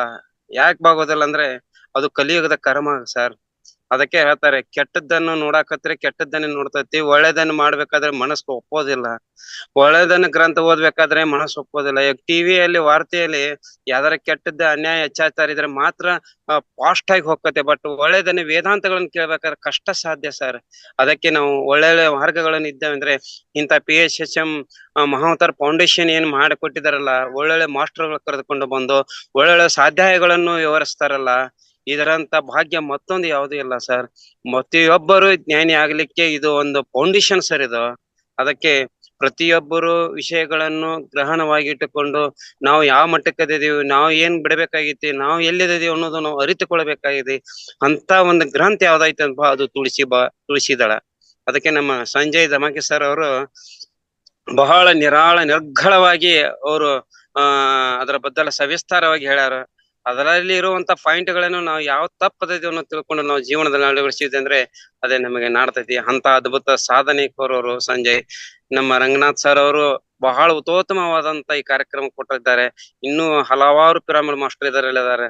ಅದಕ್ಕೆ ನಾವು ದಿನಾಲು ಸಾಧ್ಯವಿದ್ದಷ್ಟು ಧ್ಯಾನ, ಸತ್ಸಂಗ ಹಾಗೂ ಸಾಧ್ಯಾಯಗಳನ್ನು ಮಾಡಿದೇವಂದ್ರೆ ಇದೇ ಜೀವನದಲ್ಲಿ ಯೋಗಿ ಆಗಕ್ಕೆ ಅಡ್ಡಿ ಇಲ್ಲ ಅಂತ ಹೇಳಿ ನನಗೆ ಅವಕಾಶ ಮಾಡಿಕೊಟ್ಟಂತ ಈ ಫೌಂಡೇಶನ್ಗೆ ಎಲ್ಲರಿಗೂ ಶರಣಾರ್ಥಿಗಳು. Okay, thank you sir. Thank you so much. Okay, ಎಲ್ಲರದು ಪ್ರಶ್ನೆಗಳಾಯ್ತಾ? ಗುರುಜಿ, ನಾನು 1 ನಿಮಿಷ ಮಾತಾಡ್ತೀನಿ. ಈಗ ಧರ್ಮ ಅನ್ನೋ ಒಂದು ಪದಕ್ಕೆ ತುಂಬಾ ಸ್ಟೇಟ್ಮೆಂಟ್ಸ್ ಇದೆ. ತುಂಬಾನೇ ಸ್ಟೇಟ್ಮೆಂಟ್ಸ್ ಇದೆ. ಆಕ್ಚುಲಿ ಧರ್ಮ ಅಂತಂದ್ರೆ ಏನು ಅಂತಂದ್ರೆ ಕರ್ತವ್ಯಗಳನ್ನ ಪಾಲಿಸೋದು. ಶ್ರೀ ಕೃಷ್ಣ ಭಗವದ್ಗೀತೆಯಲ್ಲಿ ಅದನ್ನೇ ಹೇಳಿದ್ದಾರೆ. ತುಂಬಾ ರಿಲಿಜನ್ ಇರುತ್ತೆ. ಆ ರಿಲಿಜನ್ ಅಲ್ಲಿ ಏನೇನ್ ಬರುತ್ತಲ್ಲ ಆ ಧರ್ಮ, ಆ ಕರ್ತವ್ಯಗಳನ್ನ ಪಾಲಿಸ್ಬೇಕು. ಮತ್ತು ನಾವ್ ಯಾವಾಗ್ಲೂ ರಾಜಧರ್ಮದಲ್ಲೇ ಇರ್ಬೇಕು. ಅಂದ್ರೆ ಧರ್ಮದಲ್ಲಿ ನಾವು ರಾಜಕಾರಣ ಮಾಡ್ಬಾರ್ದು. ಅದನ್ನ ಕೃಷ್ಣ ತುಂಬಾ ಚೆನ್ನಾಗಿ ಹೇಳಿದ್ದಾರೆ. ಒಂದು ವಾದಿರಾಜರು ರಚಿಸಿದ ಒಂದು ಹಾಡಿದೆ. ಅದು ಏನಂತಂದ್ರೆ ಅದನ್ನ ಒಂದಿಷ್ಟು ಅಂತ ಹೇಳ್ತೀನಿ, ಅದು ತುಂಬಾ ದೊಡ್ಡದಿದೆ. ಹಡಗಿನಿಂದಲಿ ಬಂದನಂತೆ, ಕಡಲ ದಡೆಯಲ್ಲಿ ನಿಂತನಂತೆ, ಒಡನೆ ಮಧ್ವರಿಗೊಲಿದನಂತೆ, ಒಡೆಯ ಹಯವದನಂತೆ. ಅಂದ್ರೆ ಹಯವದನ ಅಂತಂದ್ರೆ ಶ್ರೀಕೃಷ್ಣ. ಅಂದ್ರೆ ಸಮುದ್ರ ಮಥನ ಆಗ್ಬೇಕಾದಾಗ ಲಾಸ್ಟಿಗೆ ಬಂದಿರೋದು ಕೃಷ್ಣ. ಹೇಗೆ ಬಂದ್ರು ಅಂತ ಅಂದ್ರೆ ಅವರು ಭಗವದ್ಗೀತೆನೂ ಸಹ ಅವರೇ ರಚಿಸಿದ್ದು. ಅವರು ಒಂದು ಅಮೃತ ವಾಣಿ, ಅವರು ದೇವರ ವಾಣಿ ಅಂತ ಹೇಳ್ತಾರೆ ಸಂಸ್ಕೃತನ.